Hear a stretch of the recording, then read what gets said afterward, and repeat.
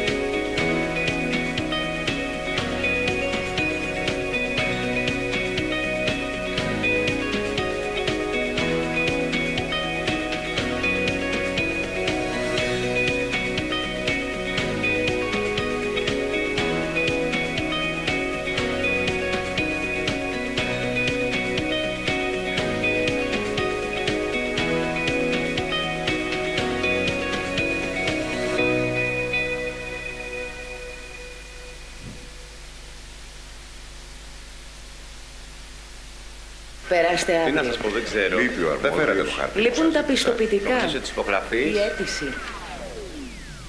Το δημόσιο αλλάζει. Το κάνουμε πιο φιλικό στον πολίτη. Πιο γρήγορο. Δημιουργούμε νέα κανάλια εξυπηρέτησης. Αξιοποιούμε δεδομένα που έχουν ήδη δημόσιοι φορείς. Μειώνουμε την ανάγκη φυσικής παρουσίας στο ΚΙΣΕ. Έχουμε κάνει μεγάλα βήματα. Περισσότερες από 1.450 υπηρεσίες είναι στο gov.gr. Παρακάμπτουμε πολύπλοκες, χρονοβόρες, γραφειοκρατικές διαδικασίες. Διασφαλίζουμε την ταχύτερη εξυπηρέτηση των πολιτών όπου και αν βρίσκονται. Με ασφάλεια και αξιοπιστία. Αναπτύξαμε και εξελίσσουμε το κέντρο διαλειτουργικότητας. Διασυνδέσαμε περισσότερα από 430 πληροφοριακά συστήματα του δημοσίου και εξασφαλίσαμε την άμεση και έγκυρη διάθεση πληροφοριών μεταξύ τους 24 ώρες την ημέρα, 7 μέρες την εβδομάδα. Δημιουργούμε το νέο δημόσιο. Αξιόπιστο, αποδοτικό, γρήγορο, φιλικό.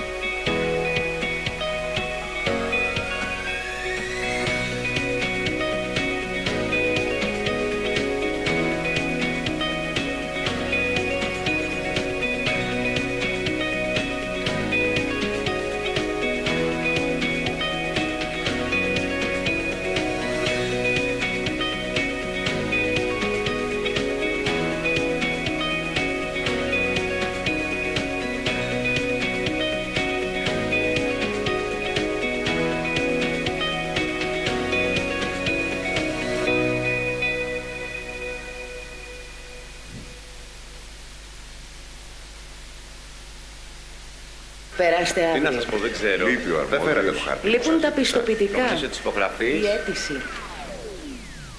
Το δημόσιο αλλάζει. Το κάνουμε πιο φιλικό στον πολίτη. Πιο γρήγορο.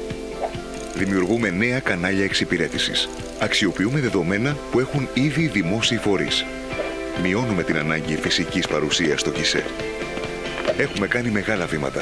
Περισσότερες από 1.450 υπηρεσίες είναι στο gov.gr. Παρακάμπτουμε πολύπλοκες, χρονοβόρες, γραφειοκρατικές διαδικασίες.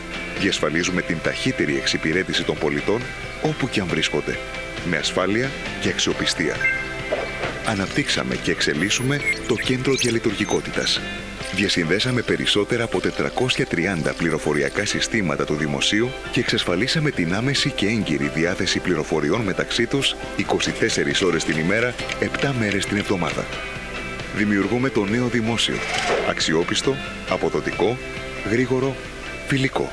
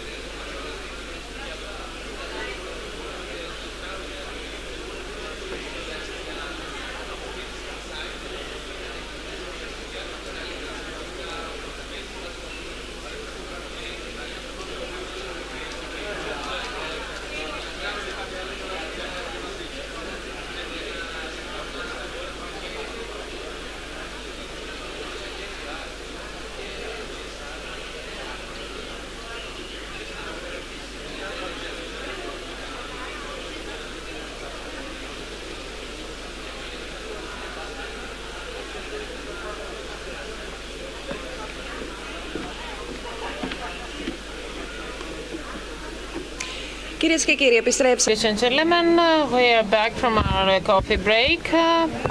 We move on to the study of the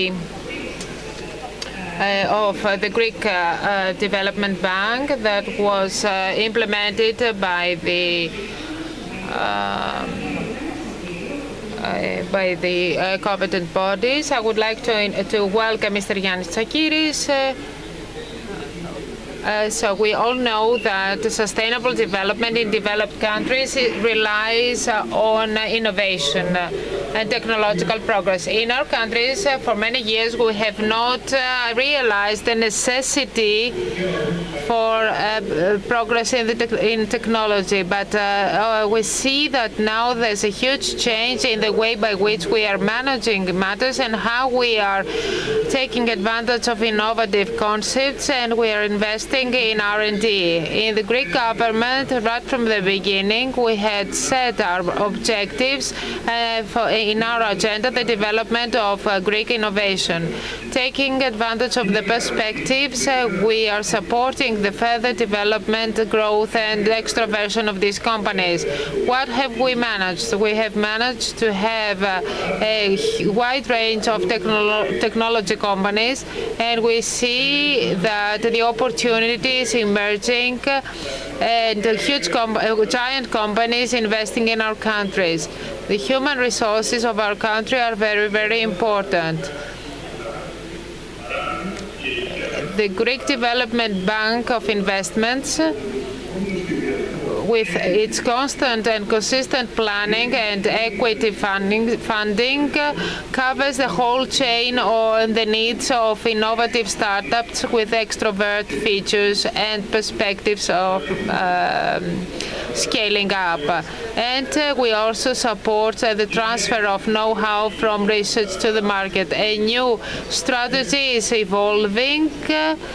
We're focusing on the startups of technology and innovation that will drive not only the international technological and business environment, but they will also be part of our GDP. Our country is changing, and it is for sure that it will play a major role in the international context. I would now like to welcome Mr. Haris Labropoulos, who is the president of the Hellenic Development Bank of Investments. Mr. Labropoulos, you have the floor.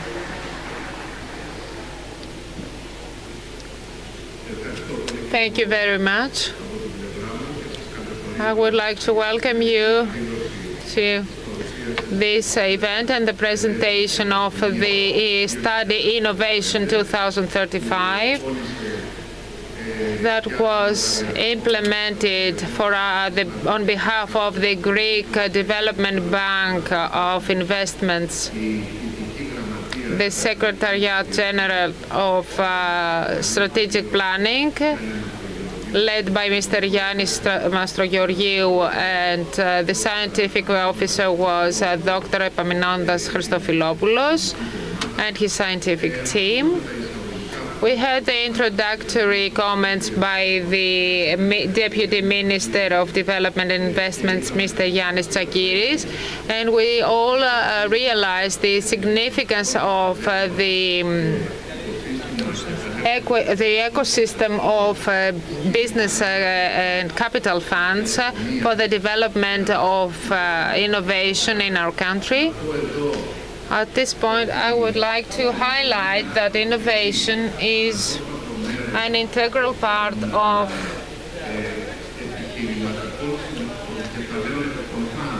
funds.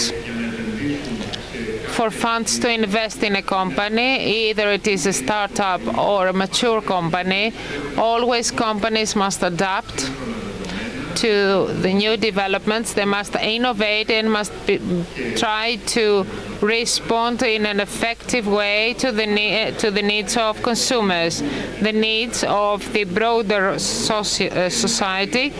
And as the Nobelist economist said, Paul Romer, with the inherent development theory states that integrated innovation are proven to multiply and better leverage all production factors, increasing the national GDP and safeguarding the well-being of the society and the prosperity of the citizens. There are numerous examples.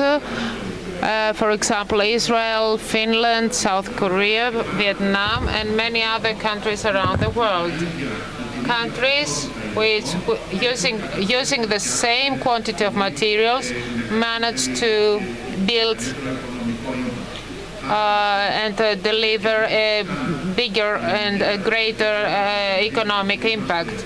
So we at the Hellenic Development Bank, that is the sovereign fund in our country, have the honor and pleasure today to manage 2.1 billion euro coming from public and European funds.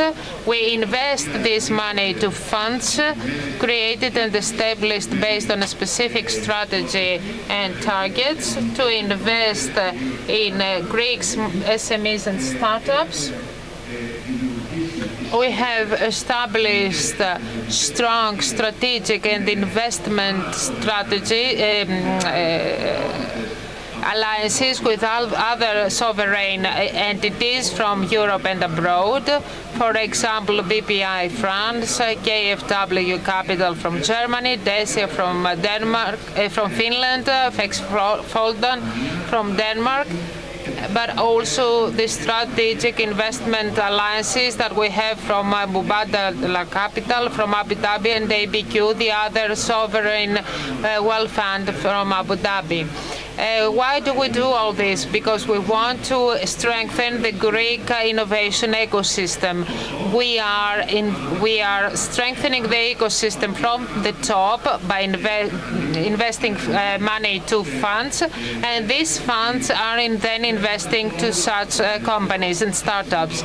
So within this context and discussing with the Ministry of Development and Investment and our consultant, Mrs. We received a nice proposal by the Secretariat General of Long-Term Planning, that is Foresight Greece, and Mr. Christofilopoulos explained what he's doing. So we decided we wanted to see how innovation can be led, can be driven to a longer-term environment. We're not trying to predict, but we want to create a mapping for the market. And so inviting our dear colleague, Mr. Christofilopoulos, let's see what is the result of this study. A study that was based on a specific scientific methodology. It included the literature review in the introduction, but also interviews, interactive activities, etc. And let's see what are the results and the findings of this study. Nondas is going to present 4 key scenarios, and I think, so it is time to give him the floor and to share with us the outcomes and the results of this research project. Thank you.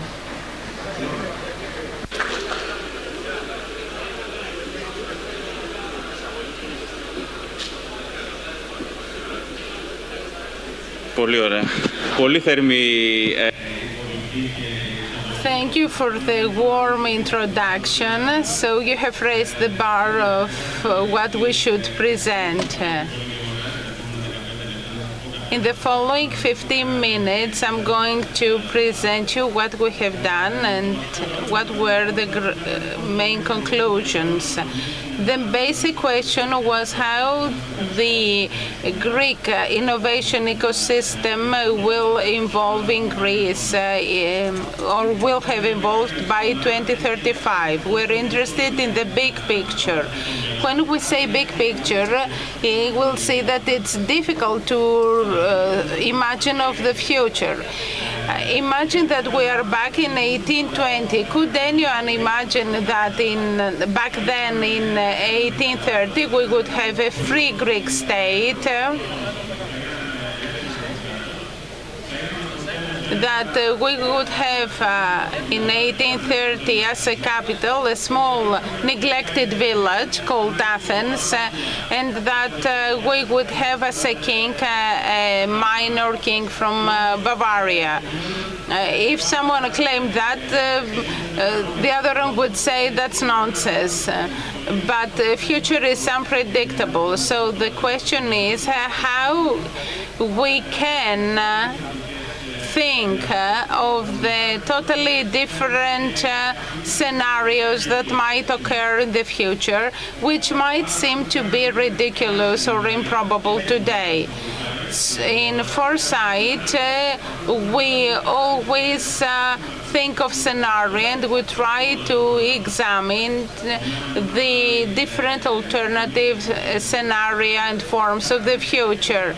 Well, not all of them, of course. These can be millions, but we try to look into the scenario that were planned by HDBI. It was the first time that a private agency in Greece invested in that in the long run and to work with these tools, although these tools are used by several big companies abroad. In Greece, we use them in the public sector, but it was the first time ever being used in the private sector, and it was successful. That's the main difference. We don't talk about a linear model. We try to see what might happen, probable, improbable. I won't talk about methodology. We took images of the future by more than 400 different people. Some of them might have been YouTubers, TikTokers, or specialists, or teachers at schools, or students who will set up their own startups in 2035. So we worked with people that we might have touched and talked to see images of the future. We asked them, what do you think has changed in our recent past thanks to innovation? And so we went 30 years backwards. Most of them said Windows 95. We see things that have to do with the CERT Foundation or the Taneo Foundation or the Hellenic Development Bank, the European programs, FP7, and if we go to most recent past, we see the COVID pandemic, which was a catalyst and changed the environment in several ways. The Pfizer Center for Digital Innovation in Thessaloniki, GovGR and its applications. In general, that was a process that helped us to see what occurred in the future and might help us to see what might occur in the future. You know the mega trends and its impact. You read about them in the press in simple words, but we wanted to see how do we think that megatrends might change the environment. What are these megatrends? Technological growth, degradation of the environment, urbanization, economic inequalities. We touched all these, but mainly we tried to see what are the weak signals. Things that aren't so clear, they have higher certainty rate and they will affect the innovation ambience in Greece. Things that will occur in the in other countries and what will occur here. We gathered more than 200 signals and we grouped them in 10 fundamental uncertainty strategies.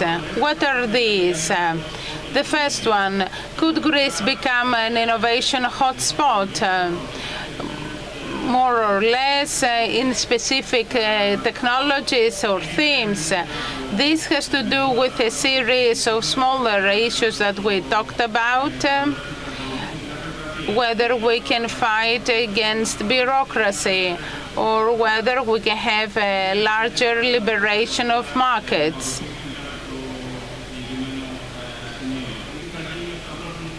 Or what might occur with human resources. We talk about brain drain and brain game.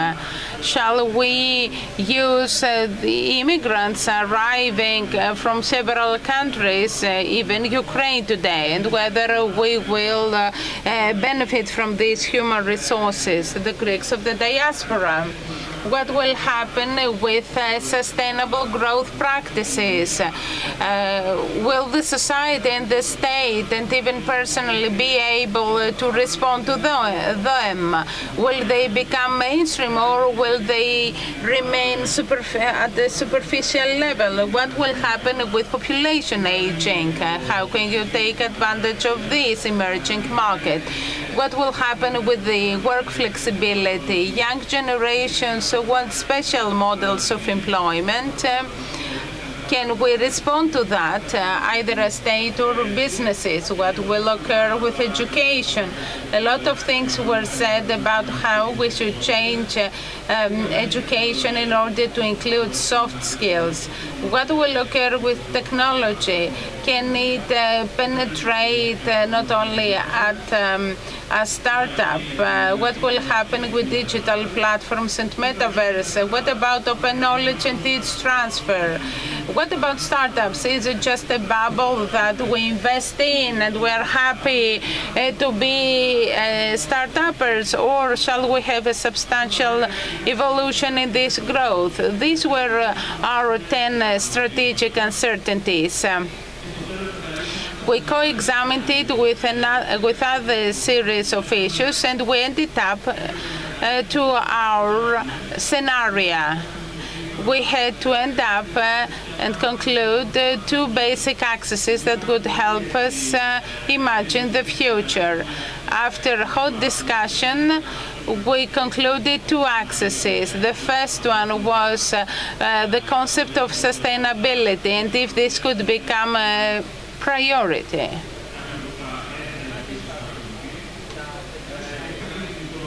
And the second axis is the type of economy. Shall we move on to a freer economy at all levels or a closer one, more closed one? These two axes led us to draw four scenarios. This scenario examined the whole system, not only innovation. Innovation on its own means nothing. Innovation occurs within a state, an environment, a political system, a society. So we examined the whole system. For example, in the society, we examined what art will be like in 2035. And these are the four scenarios. Some of them were good, some were desirable or undesirable, but we can't exclude them. The first one, we call it the moored ark in an enclosed world. There is strong sustainability here, but a rather closed economy. Here we describe how we ended up there, how we resulted there.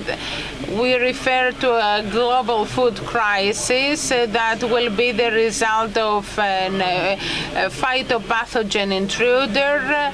In this scenario, it seems that ecotourism, green energy, food, farming, and other parts of the market that have to do with sustainability and defense will be of particular interest. There is a news alert. You'll see it in the other scenario too. There was a pitching process. The groups that worked in various scenarios became investors sometime. They examined the startups that they proposed, and thus we saw which startups would be successful in each scenario. The second scenario is called the Verdant Lighthouse. That's the scenario that was very, very good. We have climate change, climate crisis that causes a drought in southern Europe, but this changes the society to change and the states as well to look into sustainability and technology. There are important investment opportunities in the field of sustainability, in energy supply, in circular economy, and biotechnology in various forms and various themes. The third scenario is called the lurching raft. It's a rather bad scenario. Here we're talking about a world that has suffered from pandemics, and Greece is turmoiled by several problems. However, the economy is open, environment is still there. We talk about metaverse, health, digital platforms, blockchain technologies. And the last scenario, the smoggy fort, is the scenario that nobody wants to occur. It has to do with whether we as society decide about our future. In this scenario, people suffer from a series of energy crises. When we wrote this scenario, the Ukraine crisis hadn't started. Here we talk about energy crisis and several geopolitical alliances that change due to energy crisis. And in Greece, we have a toxic social environment, political instability and turmoil. There is investment opportunity in augmented reality, in mass media, blockchain technologies, and so on. We gathered all these scenarios. We saw where we have opportunities and where we don't. HDBI worried what would happen if we had a strategy with sustainability. And our scenario concluded that yes, we can move on to future investing there, as well as with blockchain and augmented reality, among other things. These scenarios are not predictions. Many other things might occur, but that was a good basis that could be used as a study both by the government and by HDBI. I would like to thank HDBI and all those we have worked with. Thank you very much.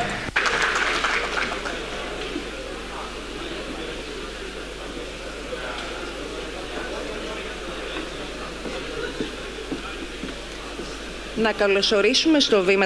Now we would like to welcome Mrs. Antigone Liberopoulou, who is the CEO of the Hellenic Development Bank of Investments. Good afternoon. I will be short, and I will try to introduce you to the history of this collaboration. First, allow me to invite Mr. Tritsas to our panel.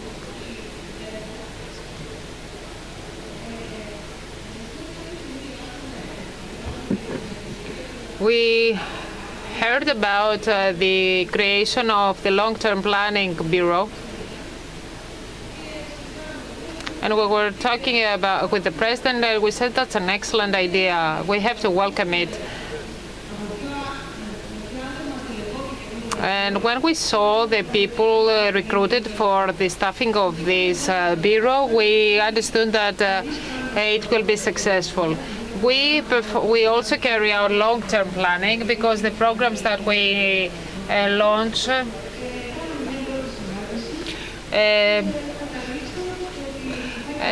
are long-term, and so we had a first contact with them, and we decided to have this to carry out this study because we're not only interested in the future, in the near future, and to have direct effects, but we want to have long-term benefits for all. And we are very happy because we have created this alliance. I'm very happy for the result and the outcome of this study because it was an extremely interesting process all the way. We took real interviews from a lot of people. There were very interesting workshops that were challenging and triggering for us. People were ready to explore themselves and to give answers and solutions because we all witnessed and experienced unprecedented experiences, and we were ready to be faced with the unknown. So I would like to thank you, Nondas, once again for this excellent collaboration. I have to thank Mr. Michalis Dritsos and our deputy ministers for welcoming this and supporting this initiative. And I would like you, Michalis, to share with us the experience of this whole venture. If you want to say a few words, because the sample was very representative, but the challenge was great. First of all, I would like Mr. Dimas to be here with us because he participated in this whole procedure with at least 3 interviews. So he has given his own input and insight on the present and the future. So from my side, as I participated in the workshops and the most important one, the last one, I believe that it was a very advanced procedure and very useful project for the Greek state, so that the Greek state can plan at a longer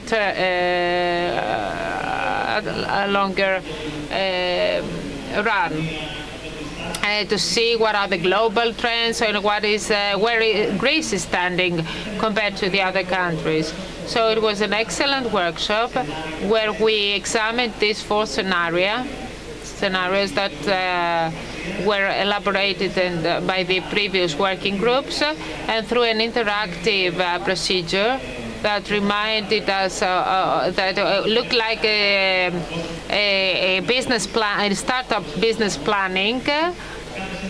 So in a similar way, we try to approach the different future scenarios. And this was excellent because we cannot predict the future, but we can be prepared for the future. And this is the very essence of this exercise. And I think we had many creative disagreements in the framework of these meetings, if we have to focus on green economy or in ecology, etc., and if this means that we will have better performance or not. There we had a very important disagreement. At the end, we all agreed that we have to try to do our best and have a good result. I also feel satisfied because from the programs that we have planned in our bank, we understand that we are playing safe. We are following the safe way. I always say that foresight can be an interdisciplinary sector that has specific tools, but sometimes it's just our feeling. Sometimes our feeling may be wrong. David Bowie says that he was listening to the future. He has talked about the digital future and the internet much before internet appeared. There was no methodological tool back then. He just had the feeling of what will happen. Thankfully, the same applied with the recovery fund. We have designed it in 2019, and then the recovery fund gave the same axis, green economy and sustainability, etc. We were not expecting for surprises, but there could be surprises. We are listening to the market. Even if we're not planning a program, we keep into account and we keep into consideration that there are many people out there who want to deal with food security, for example. So we have to do something about that. So the main axis of our planning is flexibility. This is a hard lesson we have been taught, and we know that flexibility is very, very important. In 2007, Taneo, the development bank, was obliged to remove the term innovation from its strategy because there were no deep flow enterprises that were innovative. But now innovation is back again. So the right timing is very, very important. So let me repeat that the work that you performed at Foresight, the work that we do, and the work done in the research is a work gives fruits much later. So what is the key component? What is the key driver? To have a team of people who share the same vision and who have the responsibility and the need and the determination to leave something behind. Because we're talking about long-term planning and projects. It is true that hopefully and thankfully our bodies are looking forward, are looking ahead, and so what we're planning today will be implemented in the far future. So all enterprises are doing exactly this thing. They are trying to shape the future, not only to predict the future. And this is the best way to get prepared for the future. And I'm sure that some of these companies will be the protagonists of tomorrow. For example, the little boy over there will be the start-upper of 2035. So yes, we are going to continue working together. We will carry out more specialized studies and projects.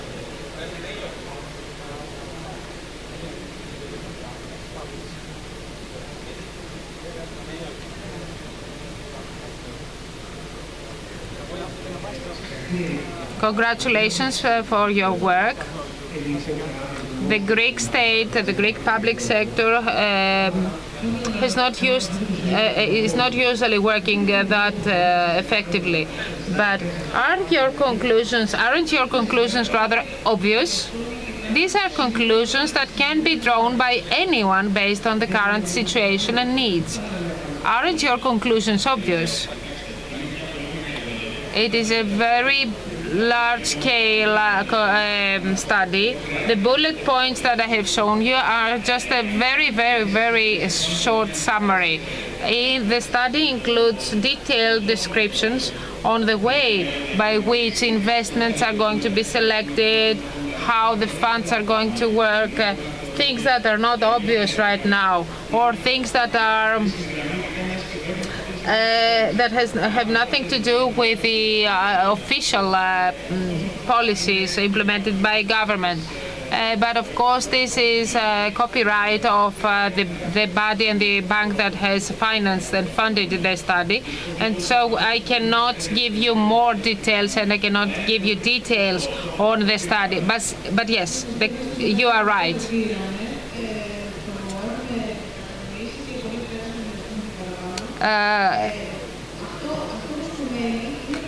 The message to take, the final message is that we have to focus on planning, because incidents may happen that may force you to change strategy.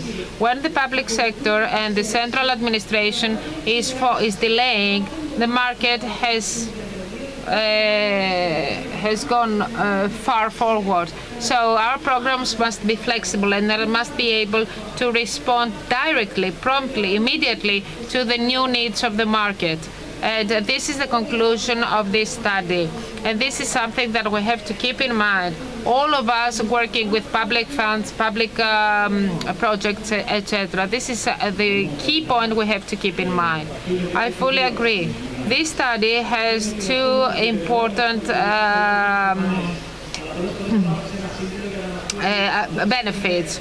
Yes, you say that the conclusions are obvious, but sometimes we have to verify what we feel is obvious. The second part is that this study has been accepted and welcomed by the state. Soon we will have elections, we may have changes, so we need a consistency, we need continuation. And this study helps us having consistency so that all governments follow the same steps, that they all look the same way, the future the same way.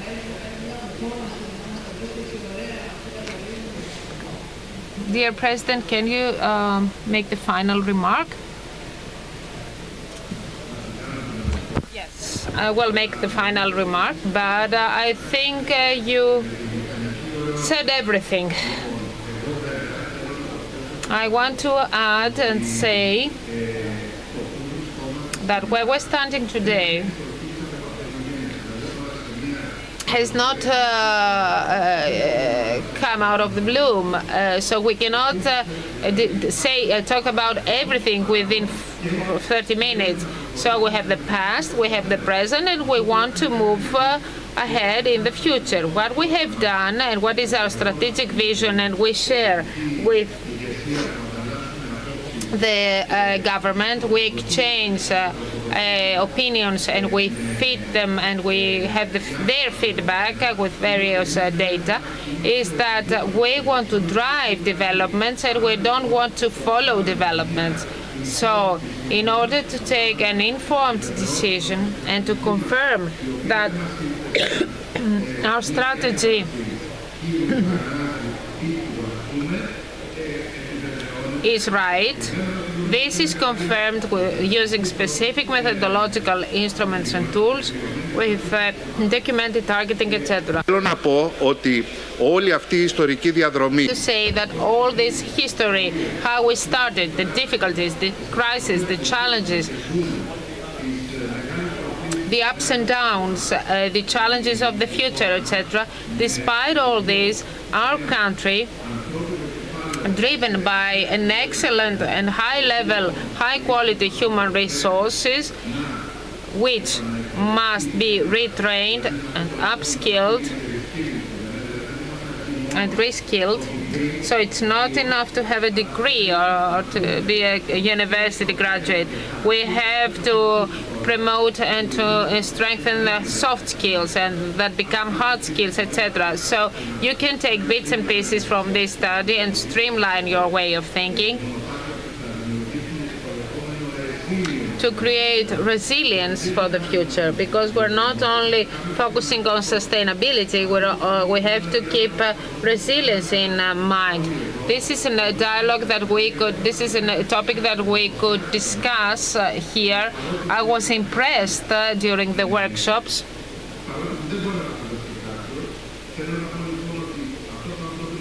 So these human resources available and the talents available have driven, based on consistent policies with specific targeting the creation of ecosystems, of capital, of startups, of a business community.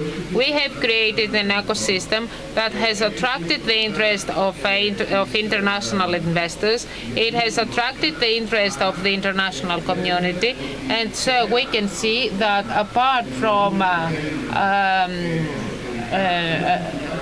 laying on our laurels, we see that we are welcomed by the foreign investors with landmark investments. Thessaloniki is is attracting all the landmark investments. Let's hope that we will have reskilling and we will have more and more scientists and experts created here at Thessaloniki. And so we are creating added value for the Greek society and for the future of our children. This is what I wanted to say. I would like to warmly thank you for being here. We are at your disposal for any information or clarification. And after Beyond and after the presentation, our presentation on Monday, we will upload on hdbi.gr the whole of the study, and you can download the study, you can download the PDF file and read the study. Thank you very much. Εννοείται.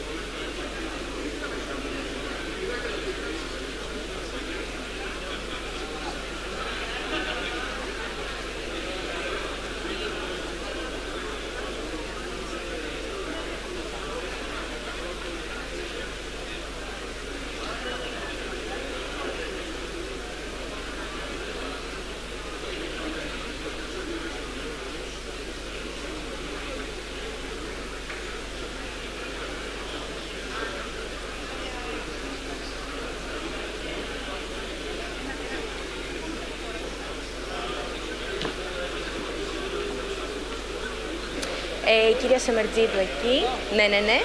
Ο κύριος Σταματόπουλος εδώ, ο κύριος Γεωργίου και ο κύριος Δαμιανίδης. Τέλειο.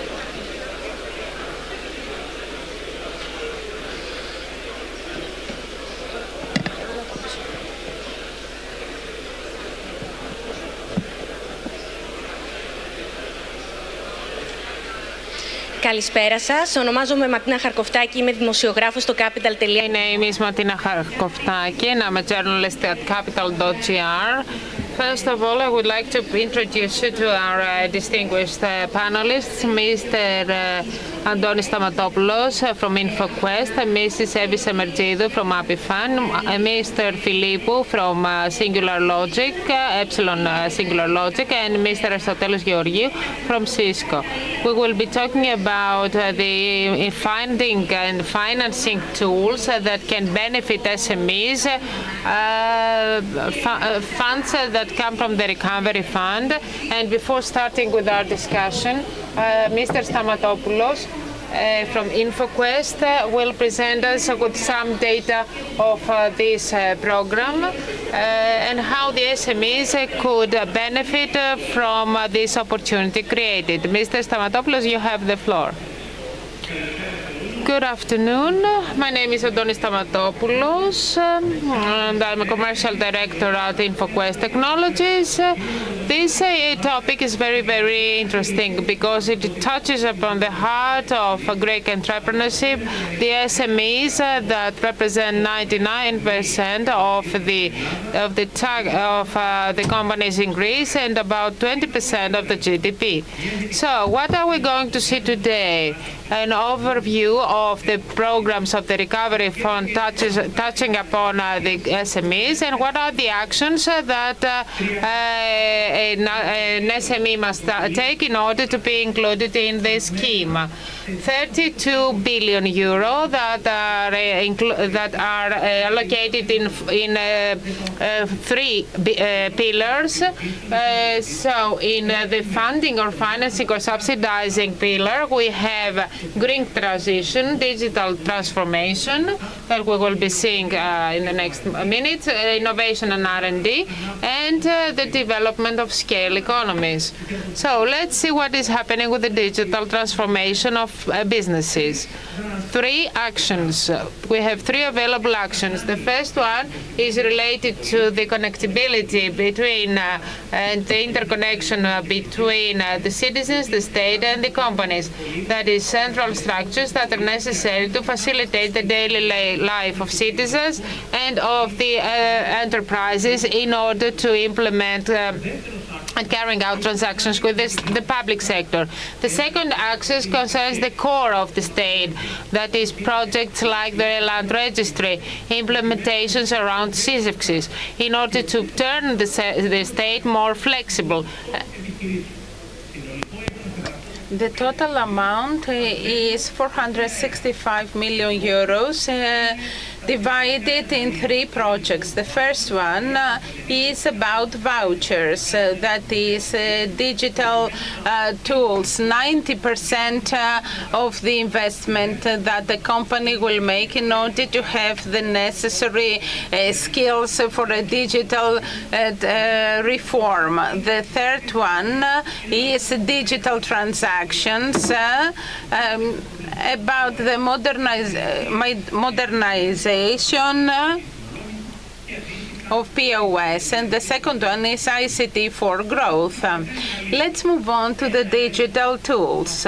This project addresses 600,000 businesses and it will include 100,000 SMEs. Beneficials are eligible are those companies that are active in the Greek territory. They should be active when they submit their proposal and application. They must have been active before the 1st of January 2022 and should be active in an eligible activity. most of SMEs can be included in the project. This program started in June, and by this noon, we had 60,000 applications, so 40 of them are considered to be correctly submitted. I remind you the total number should be 100,000 businesses by the end of October. This action gives a subsidy through vouchers, 90% of the value of a digital investment. This is estimated depending on the size and the volume of the business and the annual working units. And we add up the number of all employees for the whole amount of work. So based on the total number of employees, we estimate the amount of voucher. We start with vouchers of 1,000 euros for very small businesses, and we reach up to 20,000 euros. A voucher of 18,000 for a company. So the total amount of money is 180 million of vouchers for 200 million total investments. What are the accesses that are subsidized? We have four basic ones. The first one is the core of the business. Business software, it can be our PRP or CRM, the software that the business uses. The second axis is the axis of partnership and productivity. It has to do with all the collaboration systems, WebEx, Team, telephony, all those things that companies use so that their executives can be more effective. The third axis has to do with e-commerce, loyalty, shops. The fourth one has to do with the security and safety of businesses, from endpoint protection up to backup, PR, security operation services, and the issue of confidence. The issue of signature is entered for the first time. 30% of subsidy for supplementary services of education and establishment. We have already have 60,000 businesses that have applied. The deadline for application is the 31st of October 2022. So the only thing that they have to do is get into this program, enter their data. It's very simple. We don't need an external consultant. We just want to know our turnover every year for the last 3 years and how many people work for us and for how many hours. For businesses that have up to 10 employees, they can November and December are 2 months that businesses can take the voucher and make the purchases. But if we are bigger companies, then this period goes up to the 28th of April 2023. So we should remember that by the end of October, we enter GovGR to apply, and by the end of November, we take the voucher to use it, and by the end of April, if we are a bigger company. This is the flow.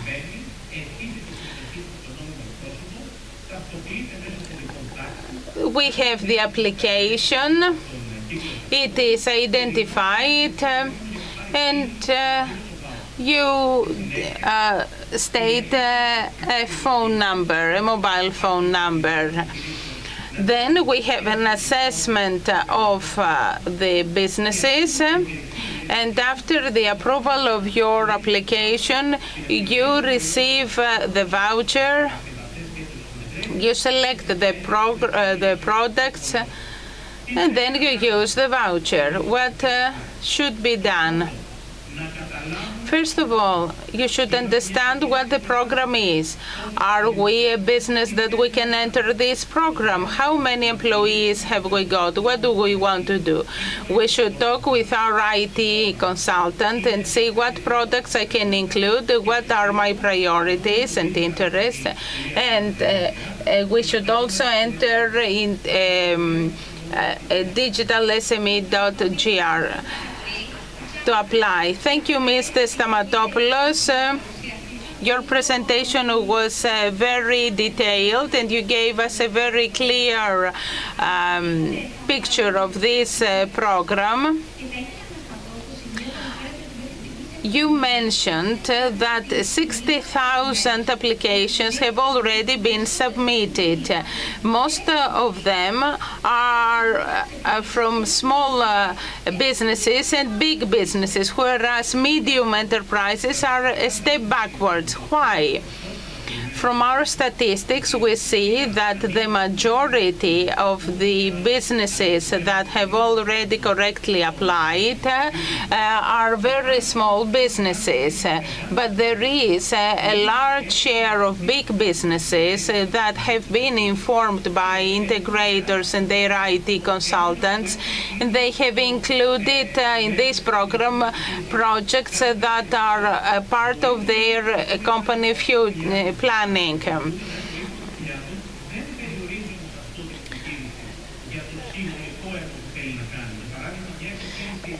If a business is planning a new ERP of value 40,000 euros, they can use the coupon, the voucher, amounting to 18,000 euros. Mr. Georgiou, we have just been presented the amount of money that is subsidized. Is this enough to meet the needs of the companies? Good afternoon.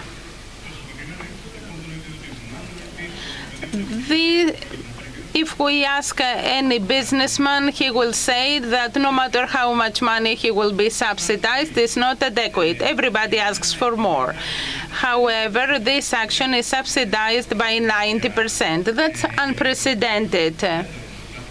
Secondly, the products are mainly cloud products, so there is no infrastructure cost. One might find solutions that are not very costly and expensive.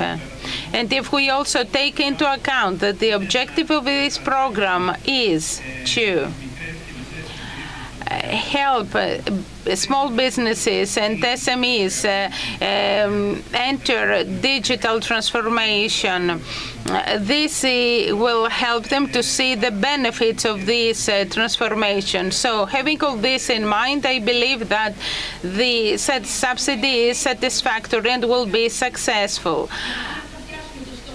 We will see if we reach the goal of 100,000 applications and if we are successful. Mrs. Simeretzidou, the digital marketing tools play an important role in digital transformation. Do Greek small businesses have a long way to cover in order to adopt this kind of technologies? Good afternoon. Mr. Pierakakis, in his presentation, said that people in Greece have started becoming familiar with these technologies and with the digital transformation. They have started using tools that have to do with digital transformation. This means that these people from these companies have become familiar with digital skills and tools. Apifon is a company dealing with technology. Mr. Pierakakis said that for 1 billion transactions in 2022, all these might have 1 billion messaging at the backstage for all these actions to occur. So this is one part that is messages that have to do with the security and safety of the service to identify the person, the individual. And the other important part is marketing. In other words, SMEs should be able to contact with their customers digitally. So far, SMEs didn't do that. They used other techniques, leaflets that we hand out in the street. Nowadays, we don't need that. We have more digital electronic shops and stores. Even small businesses think of creating their own online stores. That's important. Thank you. Mr. Damianidis, you know what is happening in our local entrepreneurship here in Northern Greece. What are the challenges that businesses in Northern Greece face? Thank you very much for inviting me to be here with you this afternoon. Looking at the digital transformation and zooming in our own region, the main characteristic of the companies in Northern Greece is the following. Local SMEs here should change in a constantly changing environment. The previous years have shown in a harsh way, especially during the 2-year pandemic, that you must change and find new tools to communicate and do your job in order to approach your final customer with your product. So transformation is here and will stay. Businesses in Northern Greece have family characteristics, personal characteristics. They are specialized. They zoom into what they know to do very well, and they try to enlarge the market they address. There are barriers to face, and these have to do both with human capital and financial capital. In order to set a strategy. This strategy shouldn't be a local one. It's a strategy that should take into account all the channels that will help you to reach your final, your end customer. We can see that software takes up an even larger part in a company, in an SME. Software includes CRM, WMS, storage management. Why? Because you must make all procedures automated in order to be more precise, faster, in order to serve the customer, the demand, and maintain the quality and the differentiation that you want to have as a local SME in Northern Greece, but addressing a larger share of the market. That's why I believe that the whole program that was presented by Mr. Stamatopoulos earlier serves the goal of digital transformation, and it's a huge opportunity because the subsidy amount is huge indeed. It's unprecedented. We have never seen this amount before, and this shows that the system is determined to move on forward. And as for software, that's an opportunity for all of us to enlarge that tool, because that tool is a strategic tool that empowers the company to do their job correctly. The amount of money is really big, but shall we reach the goal of 100,000 applications by the 31st of October? That depends on us. companies should apply and must apply. It's an excellent tool. Big businesses have already exceeded the budget of 20 million. So businesses should hurry up in order to be eligible and manage to enter this program. Mr. Georgiou, there are still businesses that are hesitant.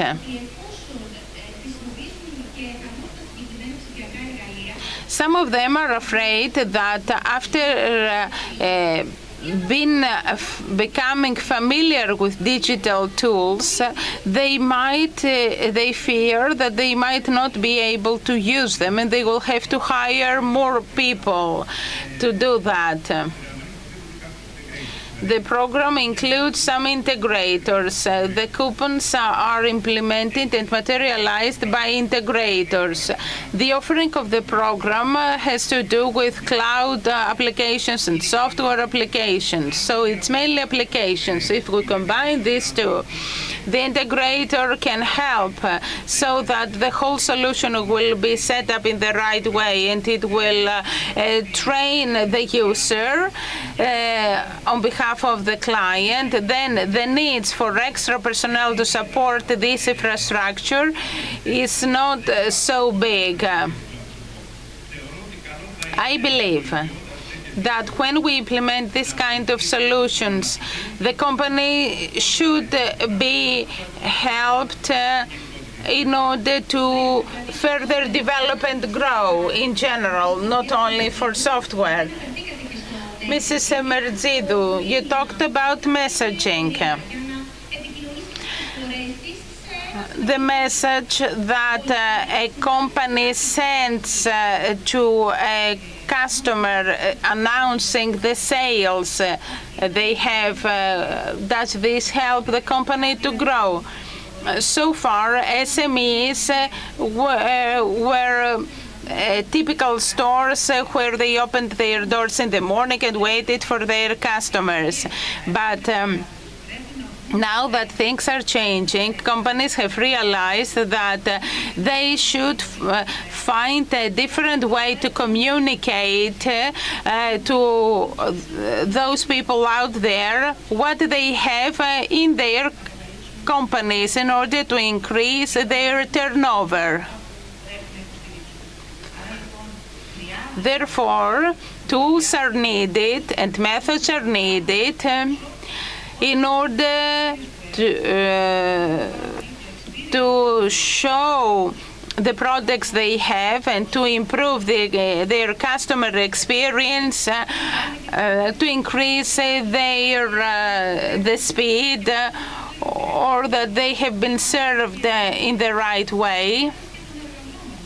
And the employees' experience is also important because those companies that have a greater number of employees, companies should communicate them about all the things that they should know, whether this has to do with the well-being of employees in the company and anything that has to do with institutional issues. And the last question to Mr. Damianidis, and then I will ask a question for all speakers, addressing all speakers.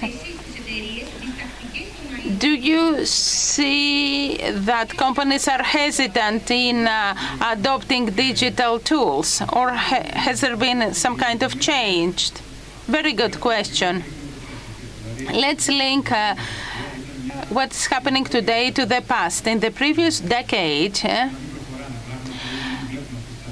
we didn't see any progress in the changes, at least not at the pace that we wanted it to occur. And after the 2-year pandemic, this has reversed. Why? Because the changes and this new digital environment enters our life through several tools, starting with the public sector, our suppliers, and this has created a critical mass of companies that have changed and realized that, and people look towards this direction.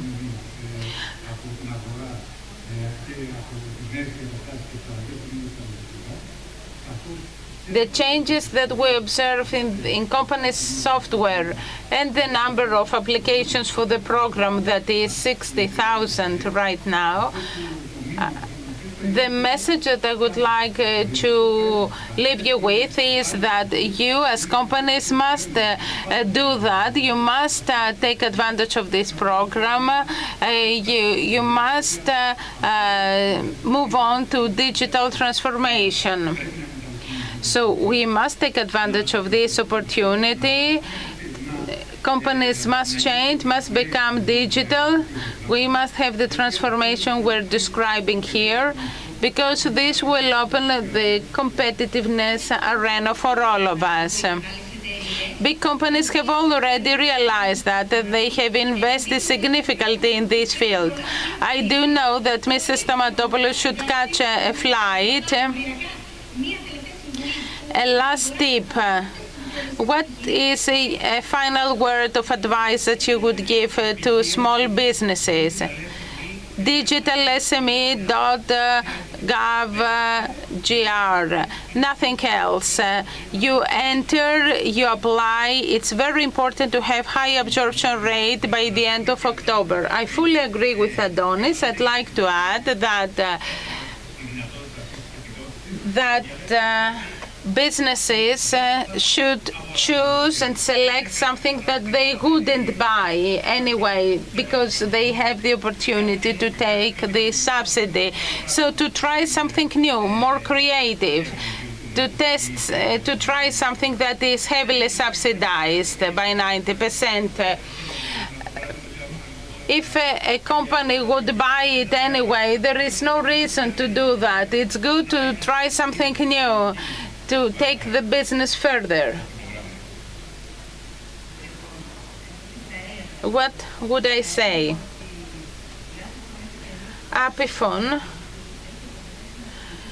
has decided to address SMEs. This means that even if not all these SMEs enter this link to apply, from what we will do is we will try to direct people to this program to perceive and acknowledge the tremendous opportunity that the state is offering that will help them to grow. Mr. Damianidis, we talked about Northern Greece and what Mr. Georgiou said, do something new. Talking about Northern Greece, my company is headquartered in Northern Greece. It was born here. It's the largest organization of informatics in the country. 120,000 SMEs as customers. The range of solutions can be from small office, home office market up to big businesses. And the range of solutions that we can provide has to do both with software. What I've said, to open your software to new fields, because this will have a multiplying effect and it will open a new window for you to see things differently, because you must change too. Change occurs from people. So we have given a lot of emphasis to the subsidized program. Please enter EpsilonNet site to read the guidelines and the instructions. We have contact us to discuss and to see how we can help you with the digital transformation of your companies. Thank you very much for the very interesting we had. And now we give the relay to the next panel. Thank you.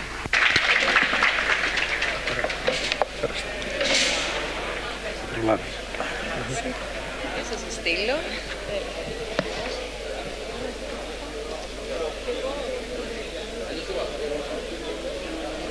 Παύλο, έρχεσαι να καλωδιωθείς εδώ πέρα στον κύριο. Παρό. Εγώ ήρθα εδώ για να βάλουμε τα αυτά. Ναι, βασικά πήγαινα στον κύριο να σε καλωδιώσω, sorry. Ωραία, τα μικρόφωνα παρακαλώ να τα βγάλετε στον κύριο εδώ πέρα. Εδώ πέρα στον κύριο παρακαλώ. Βγάλουμε τα μικρόφωνα πρώτα γιατί Ναι, θέλουμε να τα παραδώσουμε στην επόμενη σκητάλη.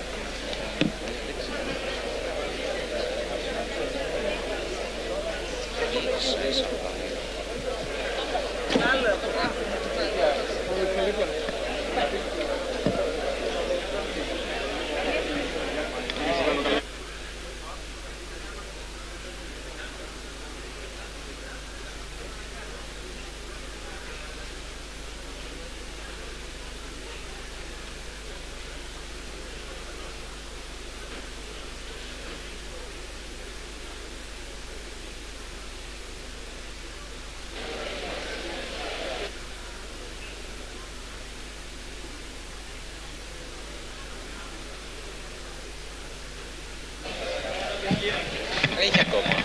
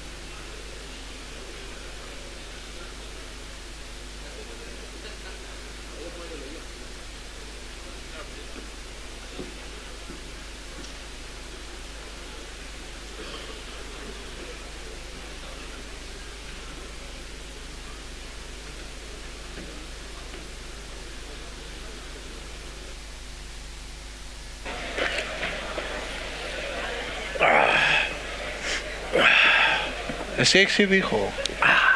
Ακούγεται το τεστ σου. Το νεράκι. Καλησπέρα σε όλους. Είμαι ο Παύλος Ευθυμίου. Good afternoon. My name is Pavlos Eftimiou. I'm the director of the Hellenic Association of Entrepreneurs, and I have the honor to chair the panel with three very important panelists, Mr. Theofilos Vasiliadis, who is the CEO of Carriera, Mr. Antonis Markopoulos, who is the co-founder and CEO of Prosperity, and Anastasios Panidis, who is the CEO of Generation Y. We have decided that we're going to focus on how each one is using the added value of the human resources and the work that is performed in their company in dedicated sectors in order to expand the company's activities in our foreign markets. So let's see how you started and how you reached this level. You have common features, but there are also differences. Let's start from the center, Mr. Antonis Markopoulos, who decided to live a very successful and very promising career as an executive in top leading multinationals in order to start a startup. Thank you. Yes, that's true. The truth is that when you're listening to entrepreneur and startups, you're usually thinking of young people starting their career. They're trying to build a new company. I started almost after 20 years of experience in private economy. I passed through the public sector as well, as I was the Secretary General for Digital Transformation when we built the Jeremy funds. So after many years in multinationals, I decided that I wanted to build my own company. And the reason is simple. I always wanted to make something that I had inside me. I had a passion. You have the passion. I had the passion to create. And when this passion is substantiated and is becoming real, is put in place and in practice, and with your experience, having traveled all around the world and having worked in more than 90 countries, it is this feeling, this passion is guiding you along your career. So I believe that I'm in the most creative stage of my career so far. Corporate path is good, and the perspective that you have in big companies is good, but when you start starting from scratch and you reach to have a company with 70 people working for prosperity is something very nice. And the 20-second pitch of what you're doing? In fact, we're digitalizing the real estate sector. Everything has to do with search, and after search everything is offline, paperwork, bureaucracy, etc. So property is changing the way by which transactions for real estate transactions are taking place in our country. Theophilos, how are you back in Carriera, the 1-minute edition? It's a kind of psychosis with this company. We started this company in 1987. We have started a very early stage fund because there were no startups back then. Although this fund disappeared, we didn't. We are the only ones where the fund disappeared, not the startup. So we took this back in 1991, 1992. We sold the whole company in 1997 to a USA multinational, and 2 years ago, me and some other colleagues, investors, took the company back, Carriera.gr, you probably know it. Why? Because there are many opportunities in a sector, the field of the established profitable companies that are not inside the radar of the technology and startups ecosystem. So funds are not interested, and you need private own capital to revive these companies and make them more extrovert and more dynamic vis-a-vis technology. I will come back to you and see how you're taking advantage and how are you investing in this company that is the critical parameter, that it is the driver, because you are investing in in-house innovation. You're locking this added value inside your company, and you're moving forward. Tassos, just tell us how you developed and how you used all the tools and the purchases, and now you are you're leading your group. Yes, we started in 2000, and we are the American dream that took place in Greece. We started from a garage, and we are now a Greek multinational. We are exporting 24 countries. We are present in 10 countries, China and the US as well. The know-how that we have created have stayed in-house. Our executives have never changed. So they are in our company from 14 to 20 years. So the career is created inside a creative ecosystem, because innovative entrepreneurship. What is entrepreneurship? It is freedom, but freedom needs courage, and you have to dare, and you need persistence, you need resilience, and of course you need an in-house R&D in order to create added value. We have developed our own platform that is very functional, that is very friendly, user-friendly, and with very different features. So, to conclude, innovation does not concern only the building or the development of a platform. Innovation may be an idea. Gandhi had an innovative idea. all castes to be united, and that's how they managed to get rid of the of the English. So innovative entrepreneurship has to do with many different pillars. At this point, we are now at a point where we create a group. Generation Y has proceeded with purchases, and we increase the range of the services that we provide to our customers. So allow me to continue with you, because I want to see the scaling up path here.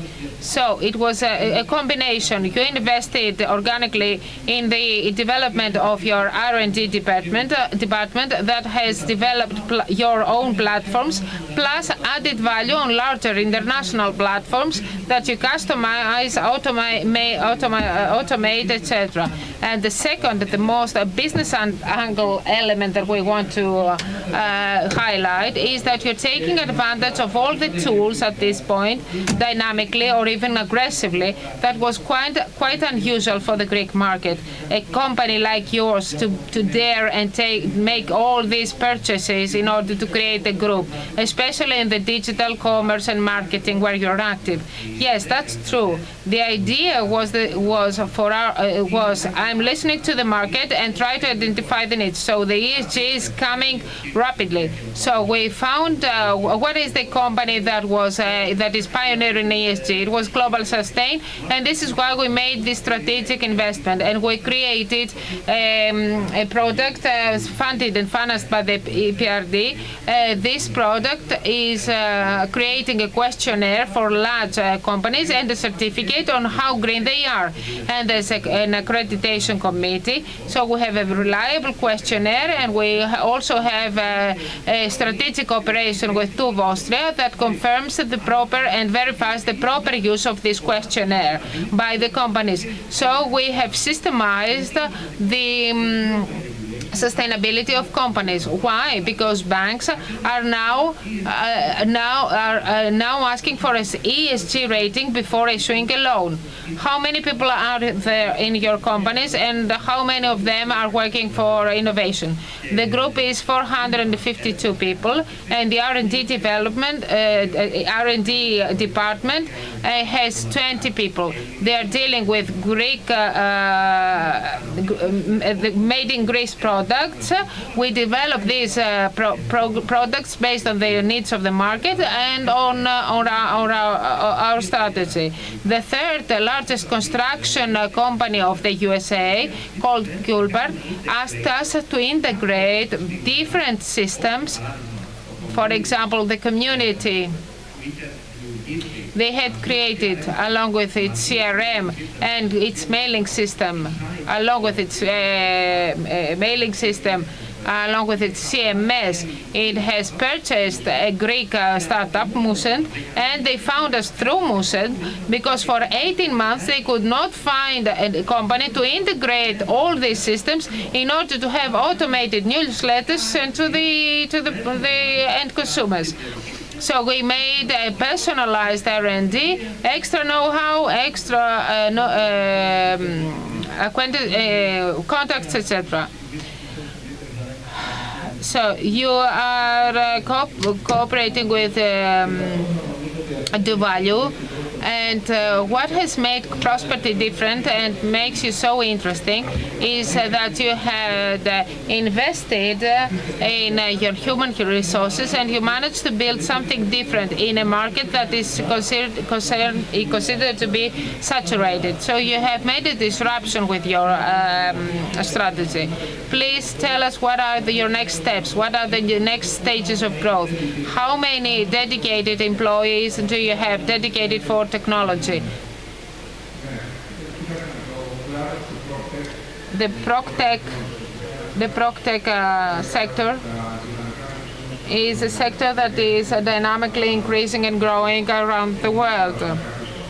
Real estate is lagging behind in Greece because transactions, even in the most developed and advanced markets, are taking place in a very traditional way, with traditional real estates and brokers and the traditional procedures.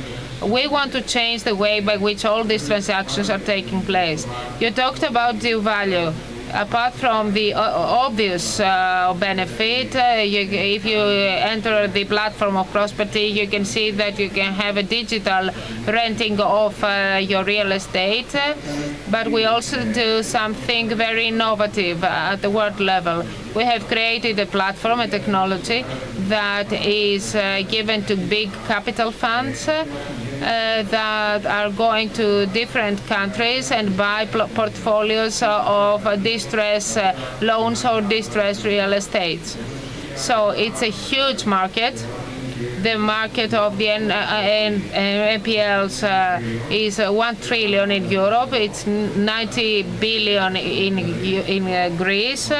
Due to the crisis. So what we have created is that we give the technological infrastructure to all the institutional investors, not only to run the procedures on their real estate portfolio, but also to run the commercialization of these real estates.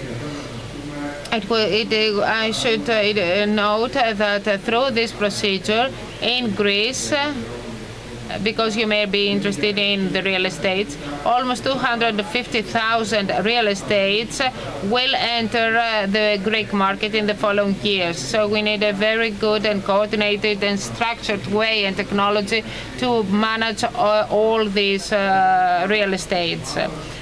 So we are almost 70 people in the company.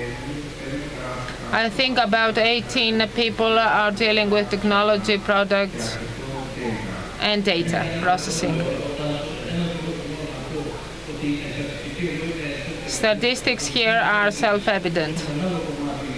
It shows the investment, the high investments of Prosperity to R&D. So indeed, yes, this is proven because it is proven how every crisis can become an opportunity, because the in distress real estates were a problem, but this gave birth to innovation in thinking, in the way of thinking, and innovation in business. And yes, this is a basic positive development, because in the real estate, when you start from Greece, people are reluctant. You start from a small market, but in real estate, and especially what we do, is exactly the opposite, because when you digitalize the chaos of real estate in Greece, you can easily scale this up to more advanced economies and markets. And in this distress real estate sector, we are in the first place of the ranking. And so we have a huge market, and all the property funds are also players in other countries. I will try to simplify this equation. Prosperity has invested in all pillars: human resources, technology, in-house research. You made something that is disruptive, innovative, made in Greece, and you've exported it abroad.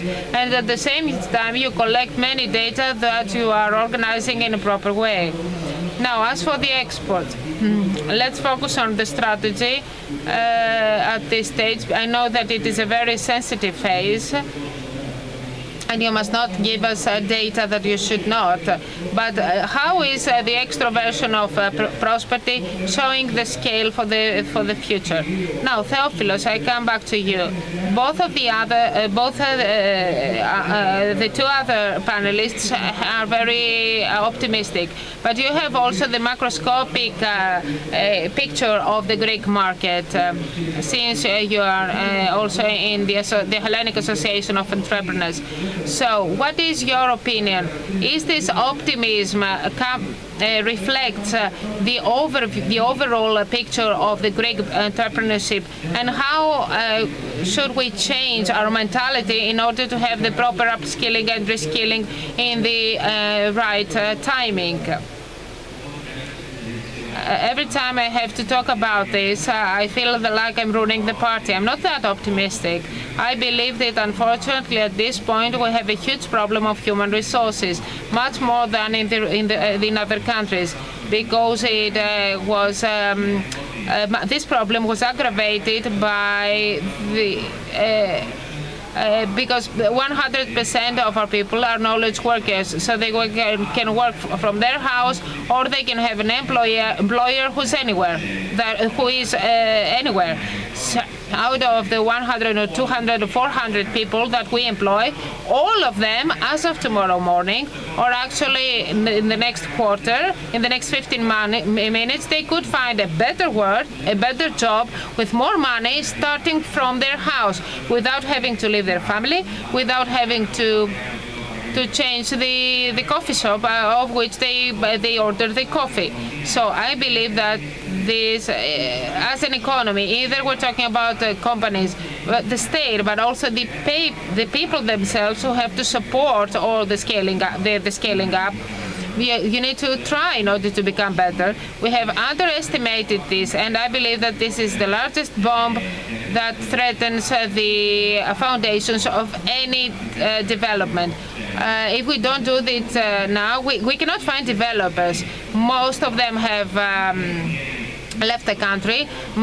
Some of them are very, very expensive. The payroll in Bulgaria is 3 times higher, so we can understand that it is a huge threat. It is similar threat. It is a huge threat for the Greek economy. We underestimate it, and if we don't do something right now, we will not be able to move forward. Okay, I will go to Adonis. Let me ask you if in your companies you have, you are dealing with the challenge of skills mismatch, or if you have to make in-house intensive training on your own, if you have to train the talent that you have attracted in order to bring the skills that you need for your ecosystem. I agree with Theophilos. This is a huge problem for all of us, especially in jobs, knowledge-intensive jobs. We feel that we are outside, now that we are outside the crisis, and we see that the government is saying that we stopped the brain drain. The brain drain is still there. People just don't take the luggages and go in Berlin or London or whatever. We still have brain drain because because the companies of Northern Europe, for example, or of the USA, are still attracting executives and people and human resources from Greece. They know that brains and the talents and human resources, and especially engineers and software developers in Greece, are very, very good. Everybody knows that. So it's a huge challenge. Probably we are the startups, and we are a startup that has been funded and financed, and we have investors helping us with their funds. We may be able to become more competitive in terms of the payroll, but this cannot be sustainable for many years. So we have to identify and to see this problem, and we have to see how we can make our workplace better for the Greeks, for the Greek scientists, for the Greek engineers, and for the people who are in knowledge-intensive jobs. We are involved in a sector that is very attractive because real estate is very attractive. Even if you are a student, you have tried to find a place to stay and you worked hard for that. We work in a real estate industry, and this makes us more appealing. If we want to talk about extroversion, Tassos,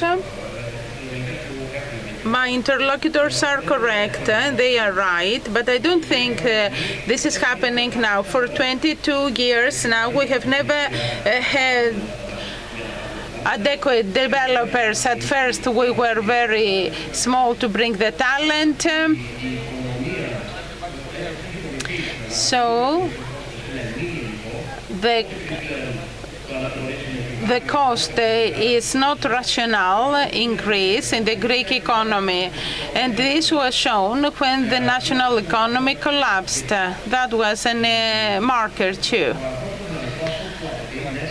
What human resources demand is money, of course, because money creates quality of life. Money is necessary, but we also have to do with the culture, the purpose of our job, and other things. So this is what I could give as an antidote. But we also have opportunity. There is opportunity. We work with a lot of groups from abroad. So there is this globalization in knowledge-intensive jobs like the one of developers. Recently, I traveled to the USA where I met with CEOs of companies exceeding 5 billion, and they talked about this problem with the same skepticism and intensity as we do. So the culture of economy is the key, and the way doing business, not individually Greece on its own. It's a matter of mentality. Yes, payroll is one issue, but many other issues too. Theophile, to conclude. Could you talk to us about human resources as a business? Would you like to invest more in HR tech?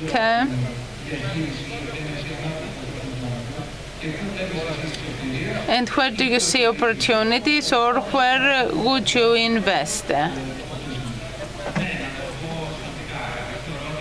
I believe that the solution in our field is a single life of the candidate and the future employer. When there is an employment post and we want to provide to this system technologically. We have 130 people working for us, and we invest in R&D, and the cost is half of our payroll. That's also interesting.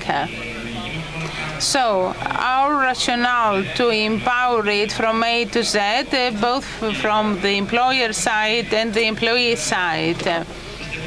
I believe that Greek businesses should grow a lot.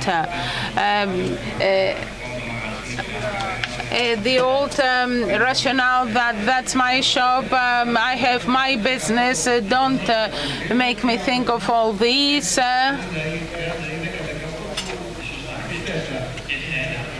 Don't push me too much. This is a very competitive environment. Biggest companies might offer more things, create more products, and pay more. But what we do is buying out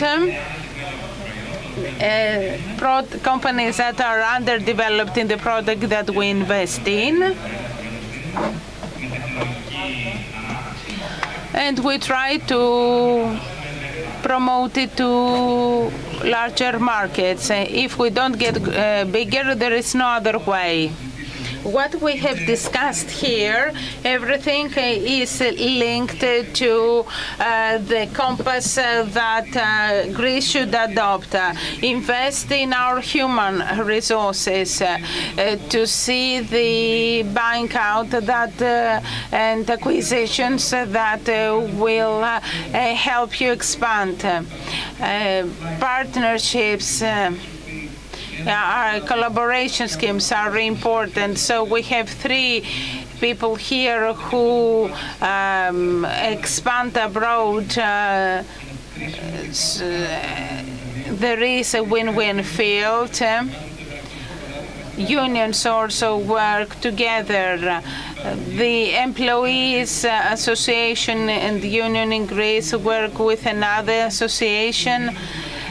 So the Greek doing business can achieve even more in the innovation clusters, and not only. Prosperity is also looking outward. What would you like to share with us? Whatever you say would be valuable to talk, to hear what this disruptive company would like to do. We believe in extroversion and we will invest in that direction in the future. We started in Greece. We were established in Greece. Our main human resources is in Greece. Technology development occurs in Greece, but this doesn't mean that we cannot go out to other countries. We are targeting them. We have already been in this market in Cyprus. We have signed a cooperation scheme with one of the biggest private American equity funds. That is a portfolio of a great number of billions of real estate. We will expand this model in other regions. We are looking into the Italian market. The Italian market is similar to the Greek one, much bigger, of course, but they are very traditional in this respect, and they have a lot of bureaucracy in real estate. And similar markets like Latin America and and Spain and Portugal, because there we have those portfolio that I've mentioned at the beginning. We feel that we have developed something that can stand on its own at global level. The technology we have developed is unique. And when you work together with these big institutional players in a specific market, these players take you and call you to develop a solution in another investment of theirs in other markets. What is for sure is that technology will go on developing and growing in Greece. Why? I have traveled in 88 countries in the last 6 years. I should tell you that our engineers, software development engineers, are ranked top 2 world level concerning their knowledge and flexibility and agility. Because we as a people, we think out of the box. That's very good.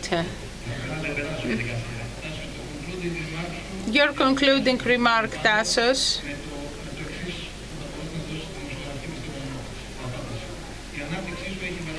Your growth is mainly based on GY skill to sell, to gain new markets, or your investment in technology.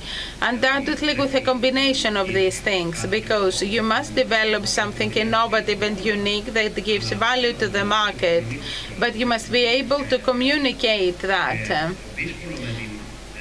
What is hard with technology and the disruption that it is achieved in various sectors is that no one has ever thought of the benefit. Nobody knows how it will operate, and you can't recognize it easily. But when it's recognized, this is the disruption where we have growth. Technology is a medium through which you can provide development, and you use communication in order to bridge demand and supply. We will stop investing in Greece. We believe in our culture, in our mentality, and in the different characteristics that we have as a people. But the combination is to have the culture and to have the knowledge. So at the end of the day, it's the people. As Warren Buffett says, Skype and Zoom is okay, but you can't have a handshake to make a deal. So let's all meet next year and beyond to share more news and to have more handshakes. Thank you very much for the chat. See you next year.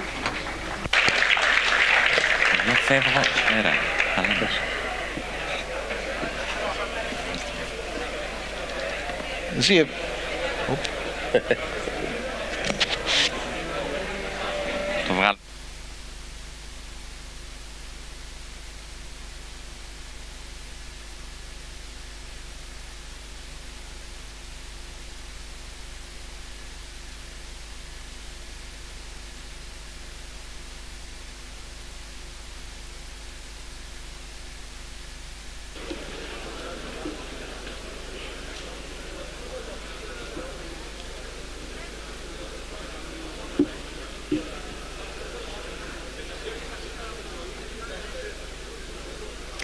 Ευχαριστούμε πάρα πολύ, κύριε.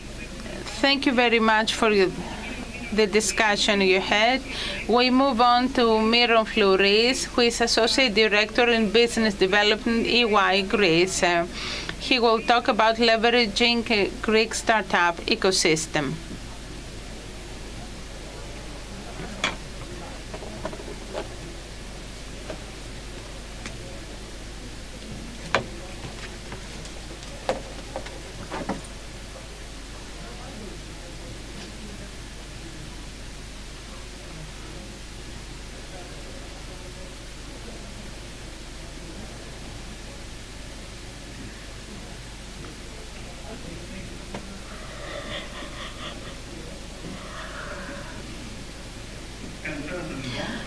Good afternoon. I believe you can all hear me. We'll talk about a very interesting issue in my view today, how we can take advantage here in Greece whatever has occurred in the startup ecosystem and further enhance them. I come from consulting world and we are always obsessed about where we are and where we are going, and we want to see benchmarking. The truth is that many things have occurred in Greece concerning startups. We have started getting into the European map, although we are still lagging. That's why let's see where we are right now, the to-be state. On the right, we can see that in 100,000 citizens, how many startups exist and how many unicorns exist in Greece compared to abroad. In this way, we can see where we are. In Greece, we have one unicorn and we expect 2 more to come out. That's a great success in my view. If we think of what things were like a few years ago. And the startup ecosystem increases in figures, but the targets that as a country has set is very high. 5 to 10% in unicorns coming from Greece, according to government, and a lot of employment posts. I'd like to make a pause here and remind you how we reached that stage. The last 3-4 years, important steps have been made in the startup ecosystem. That is, in 2 nodal points where we had 2 big problems. The first one was the institutional and regulatory framework. But we started having new legislations and initiatives like Elevate Greece, and an effort been made to reinforce research.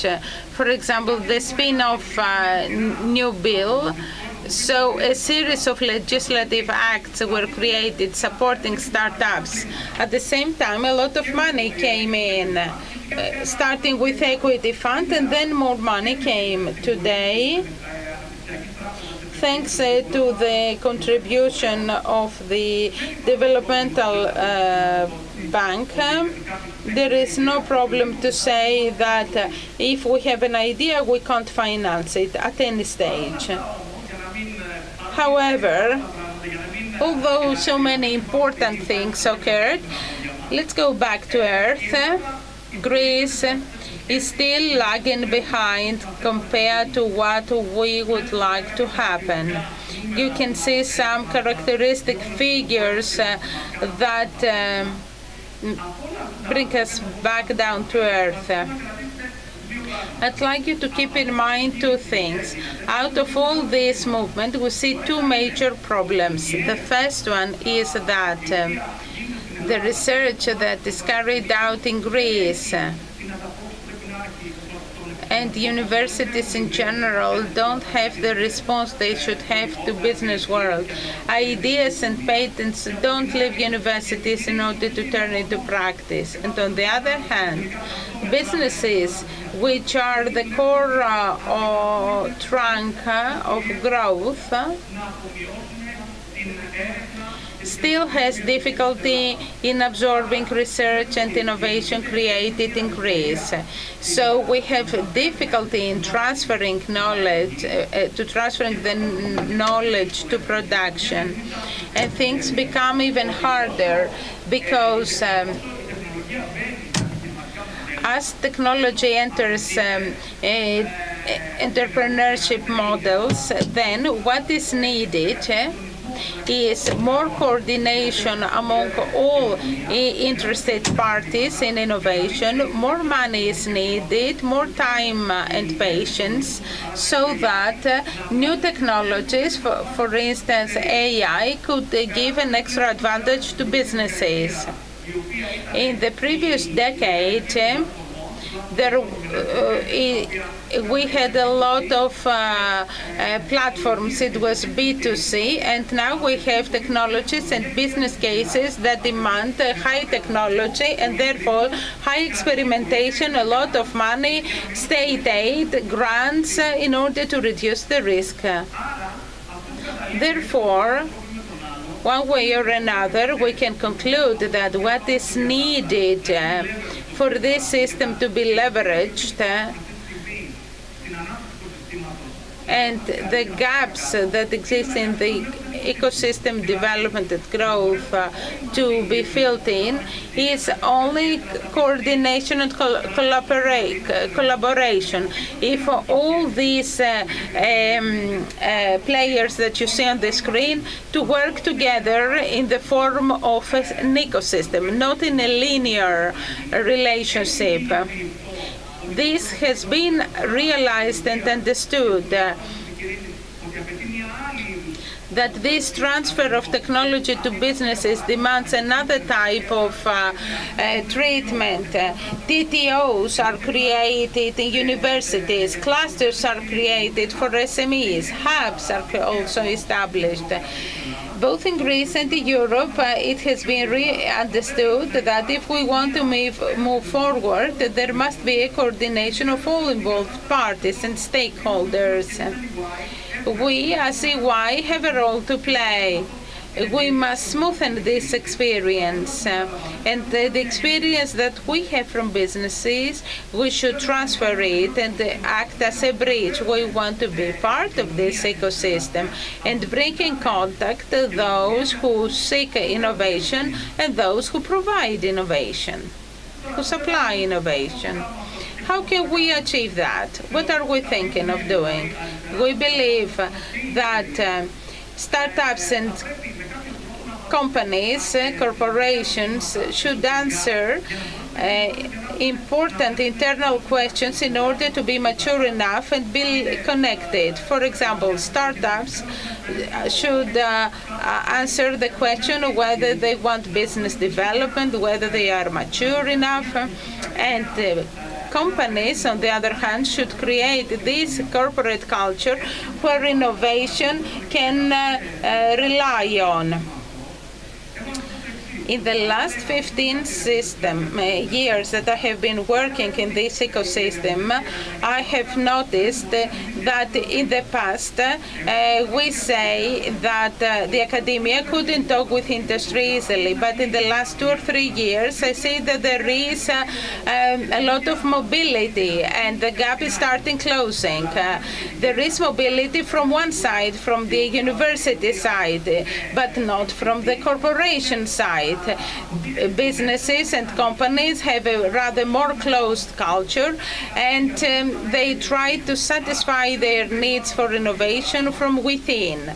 So in this environment, the companies like EY and in general a mediator of this type could help this system in a research center so that what comes out should use high technology that will have impact. We can help them in a scheme like that where it's not enough to make R&D or to make a patent and commercialize it and protect it. So a mix of research and commercial usage. On the other hand, in corporations, we should enter and prepare them so that they can work with startups. And what we want to bring to the table as EY is that the ecosystem on the left is this ecosystem that should work in order to increase and develop, go a level up at the level of real economy. So in order for this to occur, all these people should work together. We are willing to use oral technology and potential, use all our network in Greece or abroad, and offer everything that is needed so that these two worlds come closer to each other. This is our strategy for the years to come, the strategy that we will pursue. All these are important because what we measure in an economy is the businesses. From all our surveys, EY has concluded that this is important if we want to attract businesses or staff. This is the polygrain. So all these sectors that have technology in their core. We start with equity story building from startups and spin-offs for valuation advisory. Of course, we support the ecosystem in order to have the matching. We also support businesses and corporations so that they can have digital transformation with real impact, not just as a word.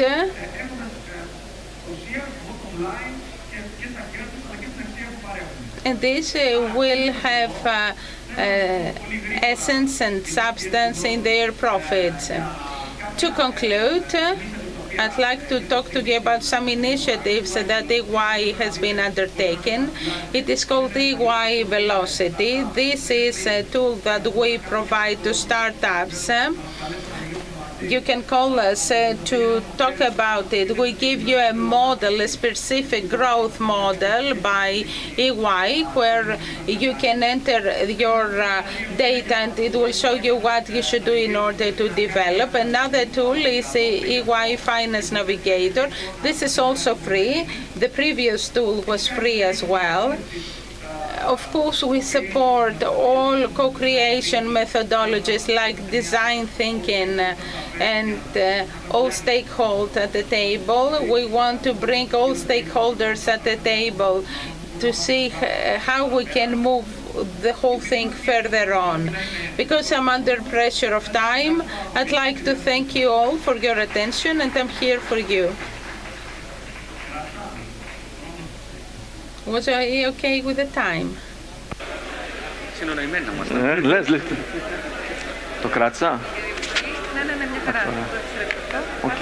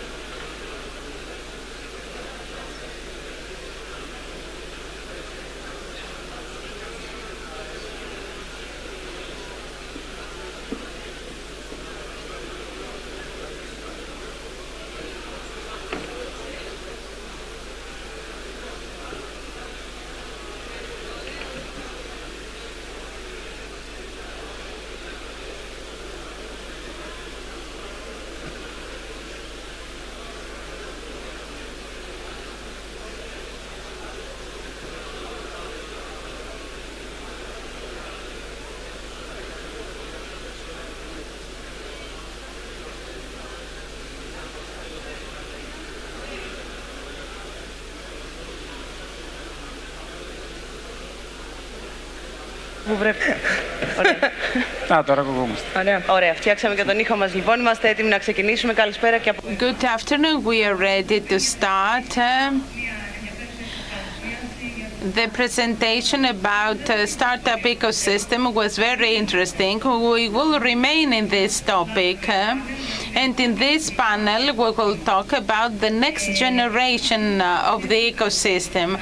I have three speakers in this panel who will help me to this end. Mrs. Pelagia Papoulidou, Vice President Marketing of Interworks Cloud, a company that has multi-year experience in cloud construction. She is both a distributor and constructor and developer. I have Mr. Andronikos Koulis, who is co-founder on Ether Digital, the first business that is active in blockchain technology, providing services for the new generation of the internet. Mr. Spiros Mazarakis from Pleiades IoT cluster that was set up by Unisystem. The idea was back in 2019. It aims at supporting the IoT ecosystem. We have invited you here so that you can tell us from your sector how all these new emerging technologies, IoT, AI, 5G, change what we used to know as an ecosystem, and we move on to the next generation ecosystem. How can we reach that? What are the challenges and the benefits that it has? Let's start with you, Mr. Mazarakis. Could you tell us a few things about Pleiades? Please introduce yourselves and your companies, and then you will tell us what next generation ecosystem means. Hello. Pleiades started in 2019, as you said, Nikki. The idea was that we had a lot of business requests that had to do with technologies of drones, blockchain, and Internet of Things. And we realized that if we don't have an ecosystem, we cannot meet and respond to the challenges coming in the next 10 years. That's why we decided to make an ecosystem as a Unisystem and to invest in that so that we can invest in that together with the partners, universities and big companies to try to become as innovative as we can be in order to approach the real needs of the market. That is to make an innovation that is needed and not to make an innovation for the sake of the innovation. Andronike, is it better?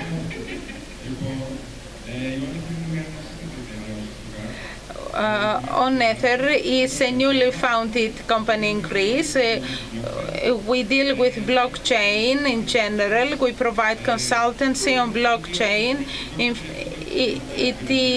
fact, we are 3 studios offering consultancy, and we work with companies that are already active in blockchain and they want further to proceed, or companies that want to incorporate blockchain. So you provide training? Yes, undoubtedly. Yes, we were founded a year ago. Peli, what we have been doing, Nikki, has a lot of dimensions. I'll start with the smallest one that has to do with Southeastern Europe and has to do with our as cloud distributor. We resell cloud services. This means we sell that either through channels or via our end customers. Goes through the cloud software that we have developed. We are a cloud group, the first one in Greece that operated in cloud in Greece. We started 22 years ago. We start with the order of an excess service product up to its billing date. Therefore, the whole lead cycle.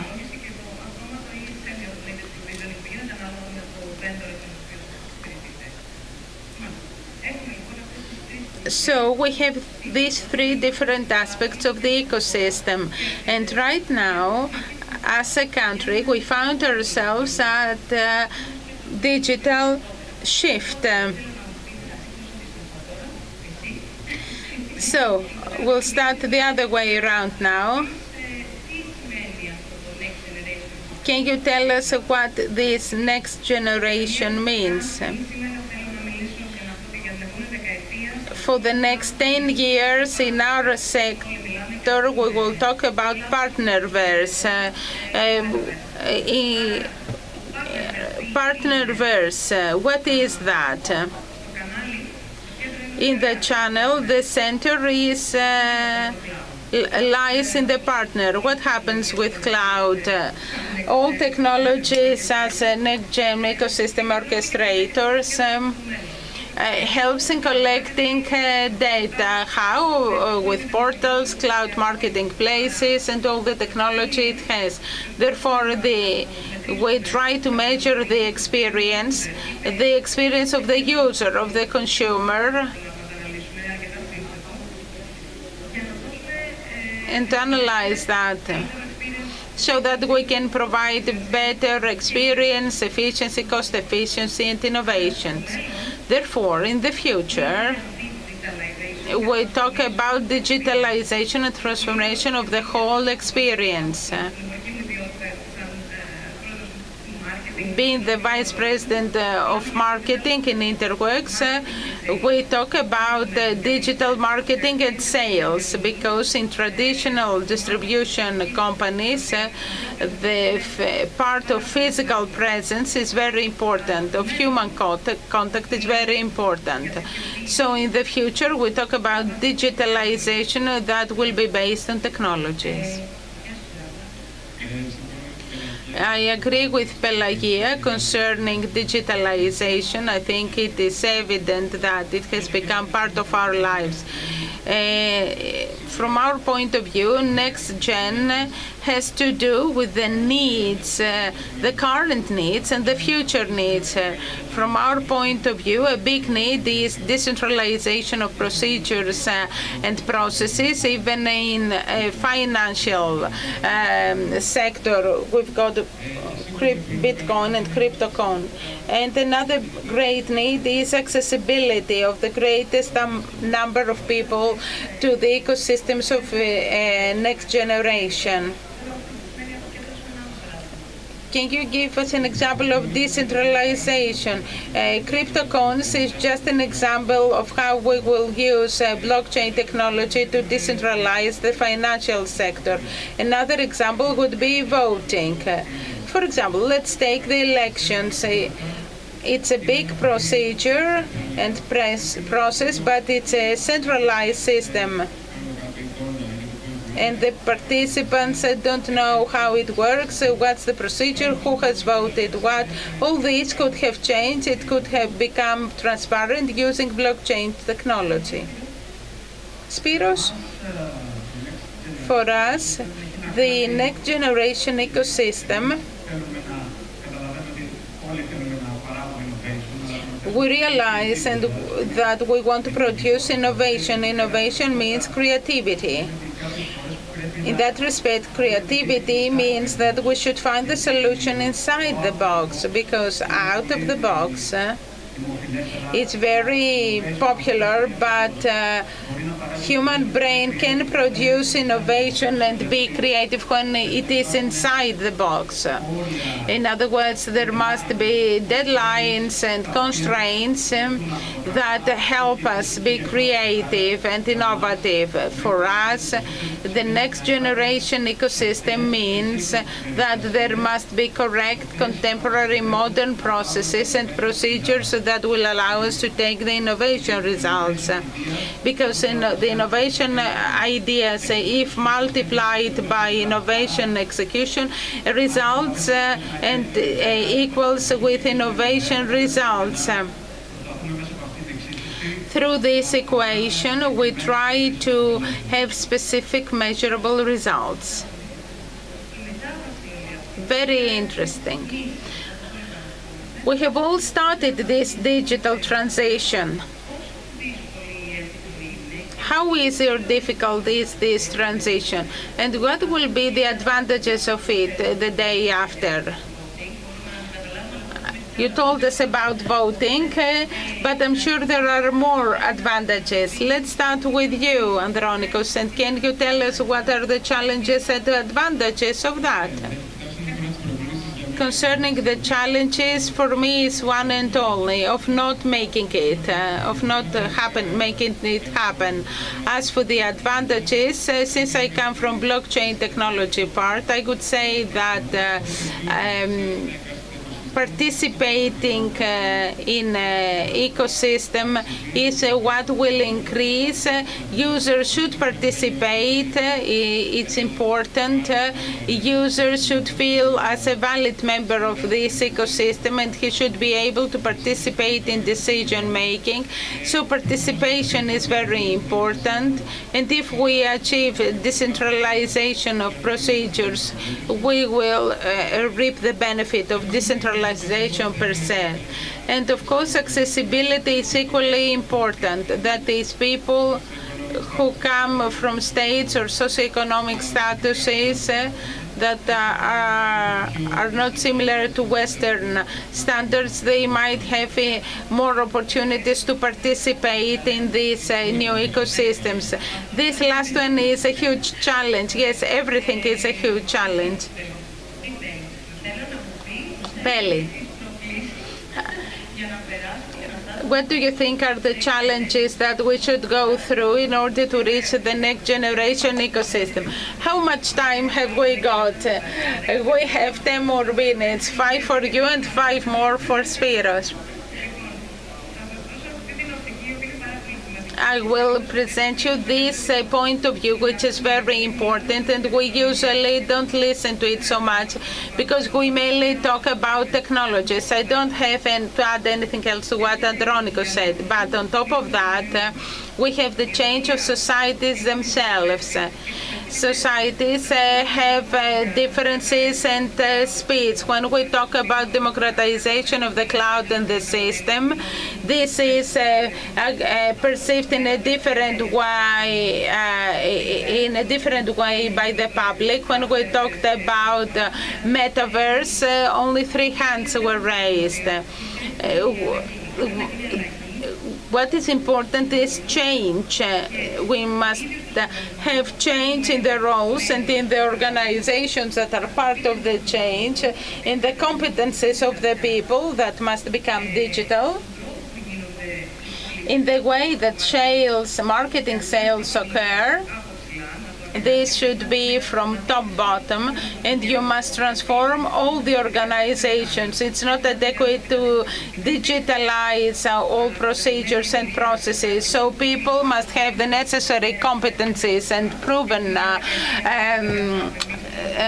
hardware and software skills.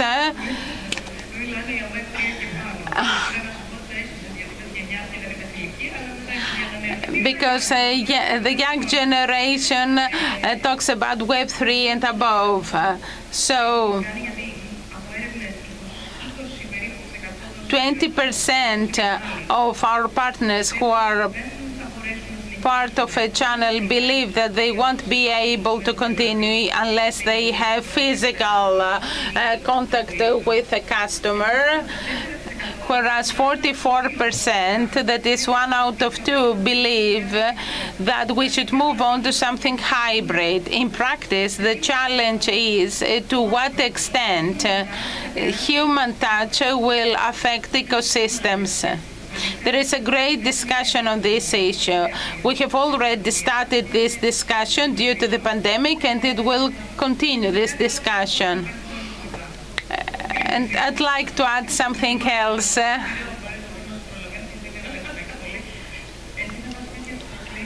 Can you tell us, will you tell us about the challenges, the advantages, or both in 5 minutes? I'll try to talk about both.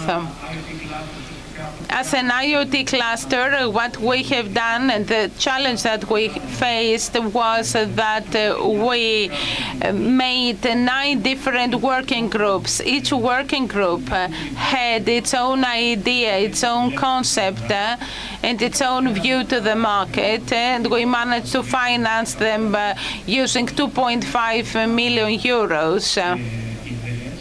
So we financed these 9 different ideas. There we saw that challenge had to do mainly with people and collaboration. That is how we can collaborate and cooperate as groups, teams, and corporations to produce specific results. We developed some frameworks that give us the possibility, and we realized that the results are very encouraging.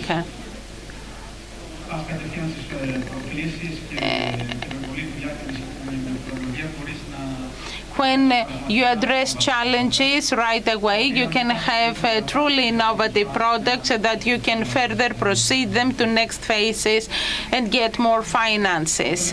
Yes, that's the advantage. Yes. We took the challenge, we worked on it, that became an advantage after some time. You have 2 minutes, Peli. I would like to leave a positive note.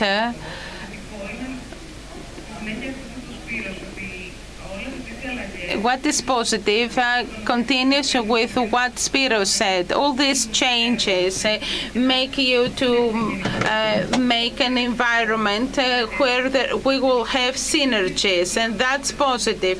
In our cloud ecosystem, in partnership, this is very important.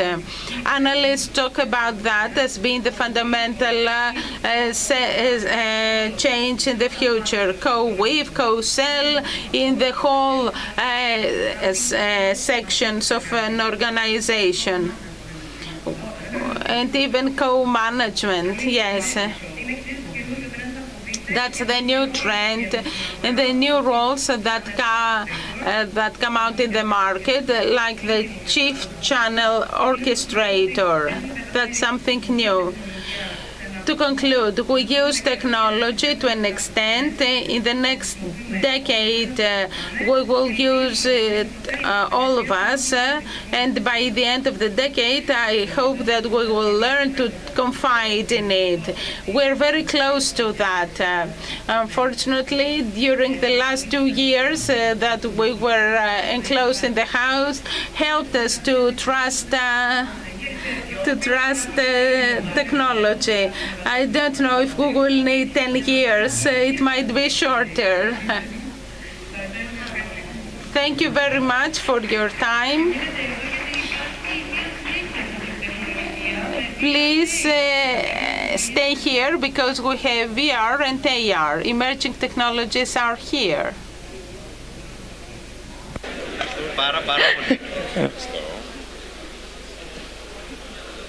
Καλά είμαι εσύ.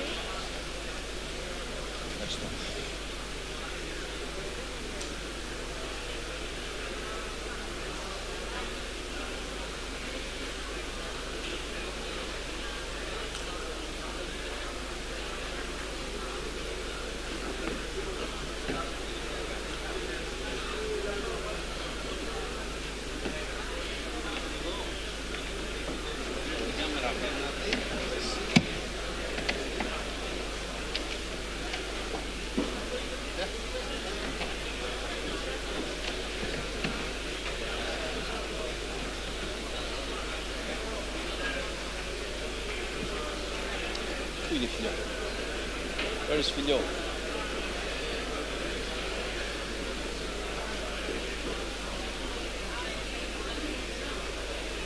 So I will definitely read my introduction. Never got the chance to do that. Τέλεια. Καλησπέρα σε όλους. Good evening to everyone. Thank you very much for staying up so late to attend us. We will have our discussion in English. I hope this will be helpful for you. we have Nikki with us, who also has Greek origin. His grandmother was from Cyprus, but he doesn't speak Greek. To English. First of all, I would like to introduce myself. I'm Tom Kolokithas. I come here as the president of the Greek chapter of the VR-AR Association, a global organization who is trying to connect its members to learn and grow so that they can take their business from their country into the whole world and then conquer it, if I could just say with enthusiasm. But we're here today to discuss a very nice and interesting topic, I think, in my opinion, with two really important people from the industry, which I would like to welcome. Welcome, Nikki.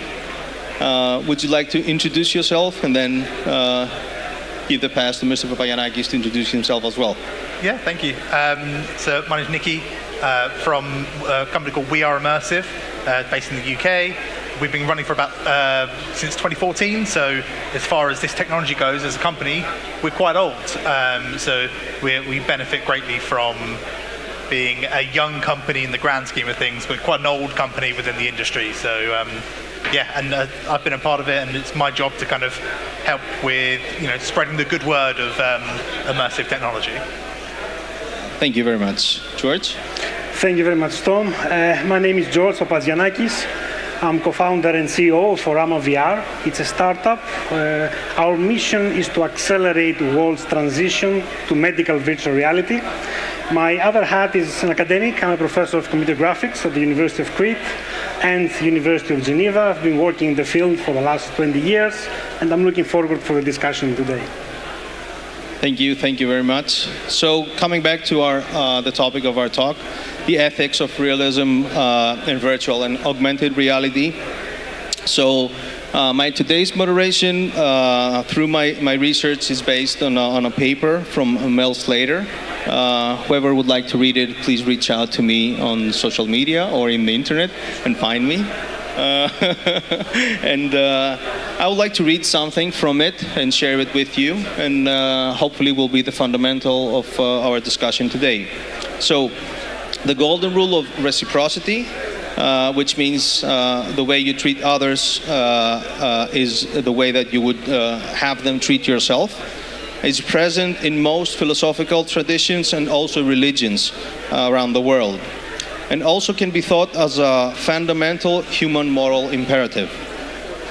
So the first and most positive aspect of virtual reality is that the possibility to give people the experience of being someone else. So for example, and to get a little bit more of understanding, I can enter the metaverse and then I can be a kid, since I can just be one, or a woman, or a scientist, or even a criminal. So having that in mind, we're here today to discuss the ethics of realism in virtual and augmented reality, and somehow in general of our behavior also in the metaverse. So jumping into my first question for our guests. So a fundamental and moral principle that human beings have a duty to treat each other, each person, with respect, which means to do as you would do, as somebody would do to yourself. So does that, in your opinion, apply to virtual characters, and why? I could start with you, Nikki. Yeah, I mean, absolutely. In the very core of it, treating the people who are these characters as you would like to be treated. But I think there's kind of two aims to this, and like you pointed out, the metaverse and this immersive tech is a really powerful empathy tool. So it's a really, really effective way to put somebody in someone else's shoes. At that time, you may have other people who are acting a part for the purposes of training. For example, if you are police training in VR, which is something that is being done already and it continues to grow, and somebody's in there acting the part of a criminal, there is that kind of suspension of belief in that you must go I treat this person as the virtual avatar that they are projecting, the same way you would if somebody is engaging in physical role play. They are in that moment embodying somebody else. The kind of careful element that we need to take from this is there's an additional layer of disassociation.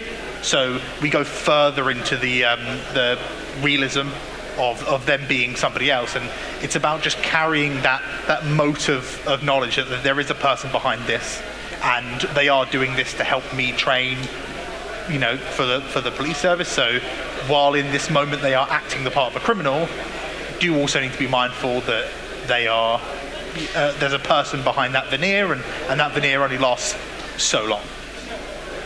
I would say it's a pretty controlled environment in training, but in the metaverse, it's a different situation. But let me also get to George on this question as well. So the paper you mentioned is very interesting, from Mel Slater. I know Mel, he is the editor of the Frontiers in Virtual Reality scientific journal. I am also editor in that paper. I'm just giving all this information to know where I'm coming from. I'm coming from the computer science background, so I will just focus mostly on the realism of the virtual reality part. The ethics is something debatable and philosophical, which I'm not equipped to discuss more about that. But on the realism, it's very interesting, on VR and AR. Mel speaks about two different illusions. The place illusion, which is being there in the virtual world. And that one shouldn't be mediated. We should be free in the virtual and augmented world to roam upside down or fly. Normal rules shouldn't apply because it's fun to be there.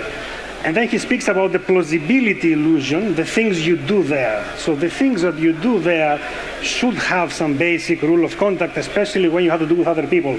Because when we're interacting with others in this plausible world, you need to maintain some basic rule of conduct as we have in real life. So I think for that part, for the plausibility illusion, the things we do in the virtual world, especially with other virtual humans, but they have real humans behind there, we should have some basic ethical rule of conduct. Okay. So I couldn't resist now to ask. I was hoping for your personal opinion, to tell you the truth, but all right, I'll take it there. So by having rules, all right, in how we behave in XR mediums in general, I'll just use the word metaverse, so generalize it, all right? So how to behave. Is that, in your opinion, resembling somehow policing creativity? If we do create these rules, as you agreed, I think these you can look at it that way. Definitely, I think that is a point of view you can hold, and there is some legitimacy to it. But fundamentally, we have rules in the sort of things you can put on film. We have rules in, the way you behave in everyday life, and they don't stop creativity. In fact, creativity is often found within the restrictions. So people finding, there are things they won't be able to do or should not do, or at least approach with an air of caution. But that creativity in itself, people will still do that. Humans are innately creative people, even those that people view as technologists or accountants and things like that. They're innately creative in some way or another. So this is looking at this as just another medium, looking at this as from the ethics of that realism. It's no different from portraying somebody getting shot in a film. There's rules and conduct around that thing. So I don't think we're policing. It's not censorship so much as it is guidance, in my opinion. Thank you. Very interesting, George. I think we should start discussing a lot about this type of questions, especially in comparison to generative AI. I mean, now we can generate a lot of deep fakes, and they can be used for political use. Imagine generating this kind of virtual worlds with high realism, and then they can be used for these other purposes. So it is a very big heated field. I don't have the answer about that, but we should not use the metaphors of the other mediums for that medium. An example for that is when the first cinematographers, Lumiere brothers, started in early 19th century. the camera was fixed. Because they were following the rules of theater, they could move the camera, but they didn't know about that. So yes, we should have ways of maintaining how you generate content, especially highly realistic content in VR. But we should have new types of rules of how we can go about that, not using the previous metaphors of other mediums for that. I'm really happy to be in your company. I like your perspective, so it gives me some space to dig a little bit deeper. Not too deep though. So this is this personal question that I would like to share with you and get your opinion. So long-term and frequent use of XR might lead to people prioritizing the virtual world over the real one. Do you believe that this is true, and what impact could that have to our societies? I think it's already happened, and to maybe not to the extent that the question was kind of guided to, but social media is already this sanitized version of life that is put online. If anyone, like the people that follow me on social media, look at my life for the past week, and I've been eating at restaurants twice a week and spending all my time in sunny Thessaloniki, that's not what my life looks like. So there are people already that value their digital lives more than their physical lives, and they put stock into this virtual world, albeit not an XR virtual world, but a virtual world altogether. Absolutely, it's something that should be looked at, and it's something that we've done a very bad job of around social media, and having these sorts of discussions now at this stage is much better, because these conversations won't really happen publicly come sort of Web 2.0, because that was the advent of social media, and that was the advent of people having a say on what existed on the internet. This is now, the next step, Web 3, and it's people are already here and they have a voice. So consumers need to have that to speak, creators need to speak, and the customers that are funding these spaces, like governments, like companies, need to do their due diligence and actually reflect internally and say, okay, so what do we want to do, and do we want to have safety tools and all of these things, because it wasn't done before, and we're seeing the fallout from that now. Sorry for interrupting, I'm sorry. But Yanis has a question about your discussion. Hi there. So we're currently building Greece in the metaverse. We've built the center of Athens, Monastiraki and Psyri.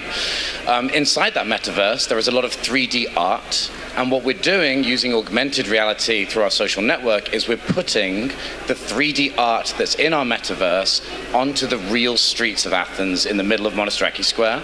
So my question to you is, to what extent do you think companies like us, in collaboration with companies like you and the Greek government, should be creating augmented reality experiences for citizens in a centralized manner?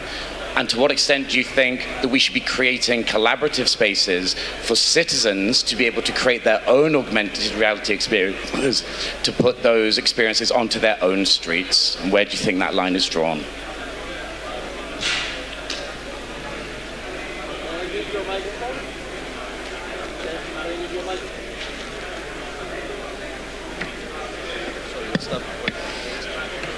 Thank you. Thank you. First of all, I really appreciate your question, but I would like to just make a request. Is it okay if we ask Mr. George to answer my question, and then we can all contribute to yours?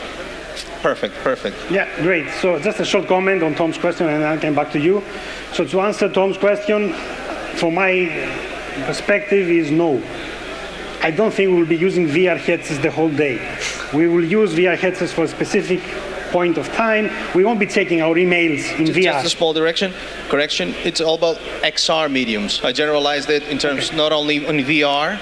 Okay, so then for AR, I think, yeah, there is a big case there. But for example, for VR, I expect people checking email or doing this type of work in virtual environments. So that's the short question. The longer question, and I'm sorry I'm keep making references, but I'm a professor. I like to profess things. There is a fantastic book from David Chalmers, Reality Plus, that was released this summer, about the consciousness and about the whole spectrum of how VR meets philosophy. So he says three things in this book. One is that virtual reality is real, So things that are happening there are real. So things are already occurring there, and you can live a life which is meaningful in VR. So just to answer a bit your question about being there all the time, and the third point he makes is that we could be living in a simulation. He doesn't say we do, but there is something we cannot rule out, that whole of this thing is already a simulation within a simulation. So this is just a bit open-ended answer to your question. And then coming back to I think this is a fantastic thing you're doing. Charlie Fink, in his Metaverse book, said the ultimate application is people for these technologies. So we are doing this, of course, to improve people's lives. So by having an enhanced version of the city in another parallel universe while you are visiting it, especially in art, I think it's a fantastic thing. And congratulations for the endeavor. And hopefully you have a lot of firepower and ammunition to deal with all the government and all of the establishment. Yeah, I think it's a fantastic, by the sounds of things, a really wonderful project, a really fantastic thing to be working on. I think art's really important, and I think there's a lot of talk around the function with AR, and I think kind of mirroring the function with creativity and that kind of cultural enrichment, I think is wonderful, because we've seen very big companies try to build VR and AR spaces. If you look at the likes of Meta, formerly Facebook, it's all very cold, it's a bit lifeless, it's very uncanny valley, it has no heart and warmth to it. Building a augmented reality gallery through an entire city is a wonderful piece of heart-forward technology. I actually don't think we need one big central space for people to build that. I think if you guys were able to create some kind of user uploading CMS, I think that would be wonderful. But all of the XR tools and platforms that we've seen grow and are doing really interesting things are small startups or small companies like yourselves. And actually the big companies are getting it wrong largely on scale. They're investing billions and making stuff that, it doesn't excite me anyway. And I've been very close to a lot of the technology, so by the sounds of things, the stuff you're doing is really interesting. There was a similar temporary project for a fashion week somewhere. There's something I would be mindful of, which is those AR markers. Do they deteriorate? Do they drop off? Do they die? Or are we going to get to the point where big cities have this kind of augmented trash everywhere with old promotional things for brands just absolutely everywhere, and then you try and load up a marker and 8 things pop up, or you can't get the thing you want because there's an old government thing that it's out of date and it hasn't been refreshed. So there are things to talk about, and there are definitely other angles to this. Super. I would also like to encourage you as Nikki, in my way though. I really believe in what you are trying, and then somehow it's being also related into digitalizing our world and somehow exploring what can come out of this. I'm definitely having now in my mind, ethical things to be on the subject around, the IP of the artwork that is coming in your digital copy, and how all these things around it could be facilitated, which is also another ethical part of all these extended realities. I will come to you, don't worry, I'll come to you. And I would like to also to offer, there's this very nice project that I was exposed to from the Athens University, from a PhD student there. It's called Meta Cities, and I think it is interesting to also discuss with them about a synergy, because things can evolve from synergies. Do you have an active microphone? All right, I'll come to you. So I think you're right on that collaborative part, and I think the solution actually ends up coming down to ownership in the metaverse and digital real estate. So the part of the way we've done it and why we talked about having private organizations and Greek governments involved is I've literally built Monastiraki brick for brick in the metaverse. And so there are some companies which, if you own that specific building, you are that tenant, we are giving you the right to the digital real estate as an NFT. And what that means is you have the right as an owner of that building in the real world to specifically create your own augmented reality as an extension of real world property rights. So then the question is, you know, think about Exarchia and think about the way that square looks and just think about those types of creative areas.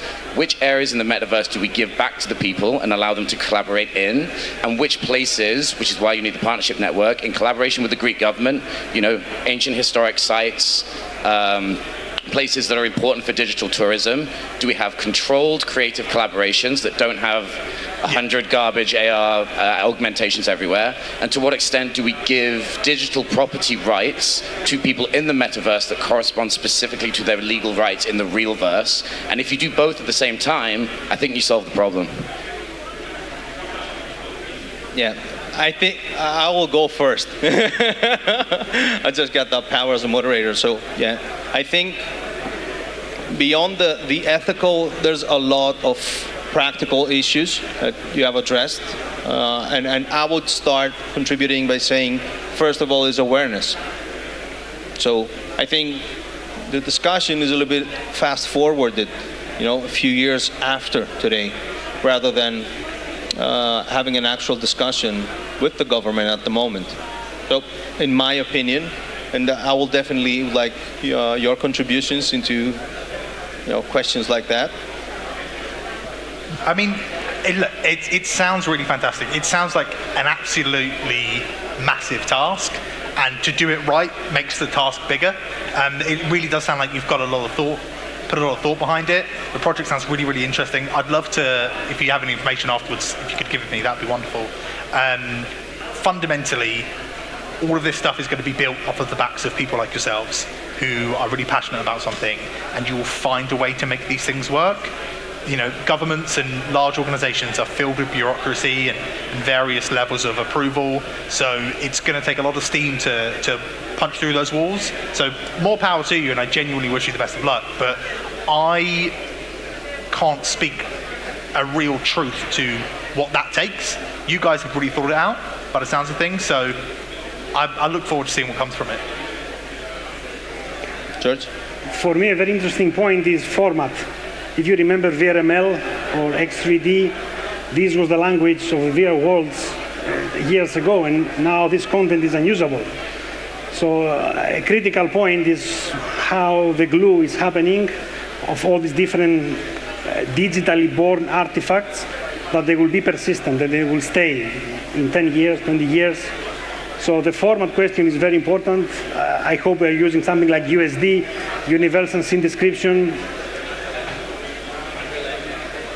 Yeah, but then Unreal Engine is using FBX, and then it's a proprietary format that who knows if it will survive in 10 years. Collada doesn't use it anymore, and it was the format 10 years ago, and VRML was the format 20 years ago.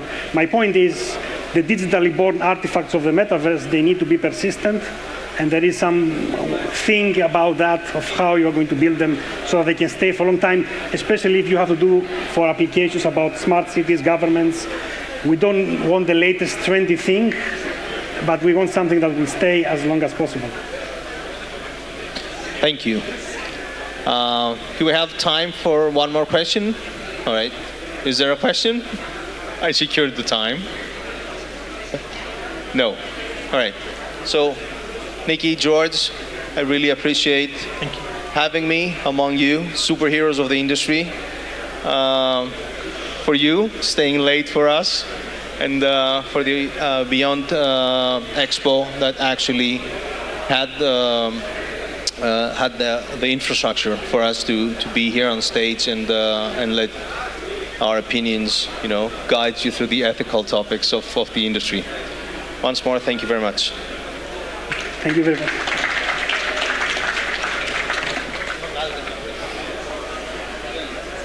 Can we take a picture? Yeah, absolutely. Oh, I'm still. Hi.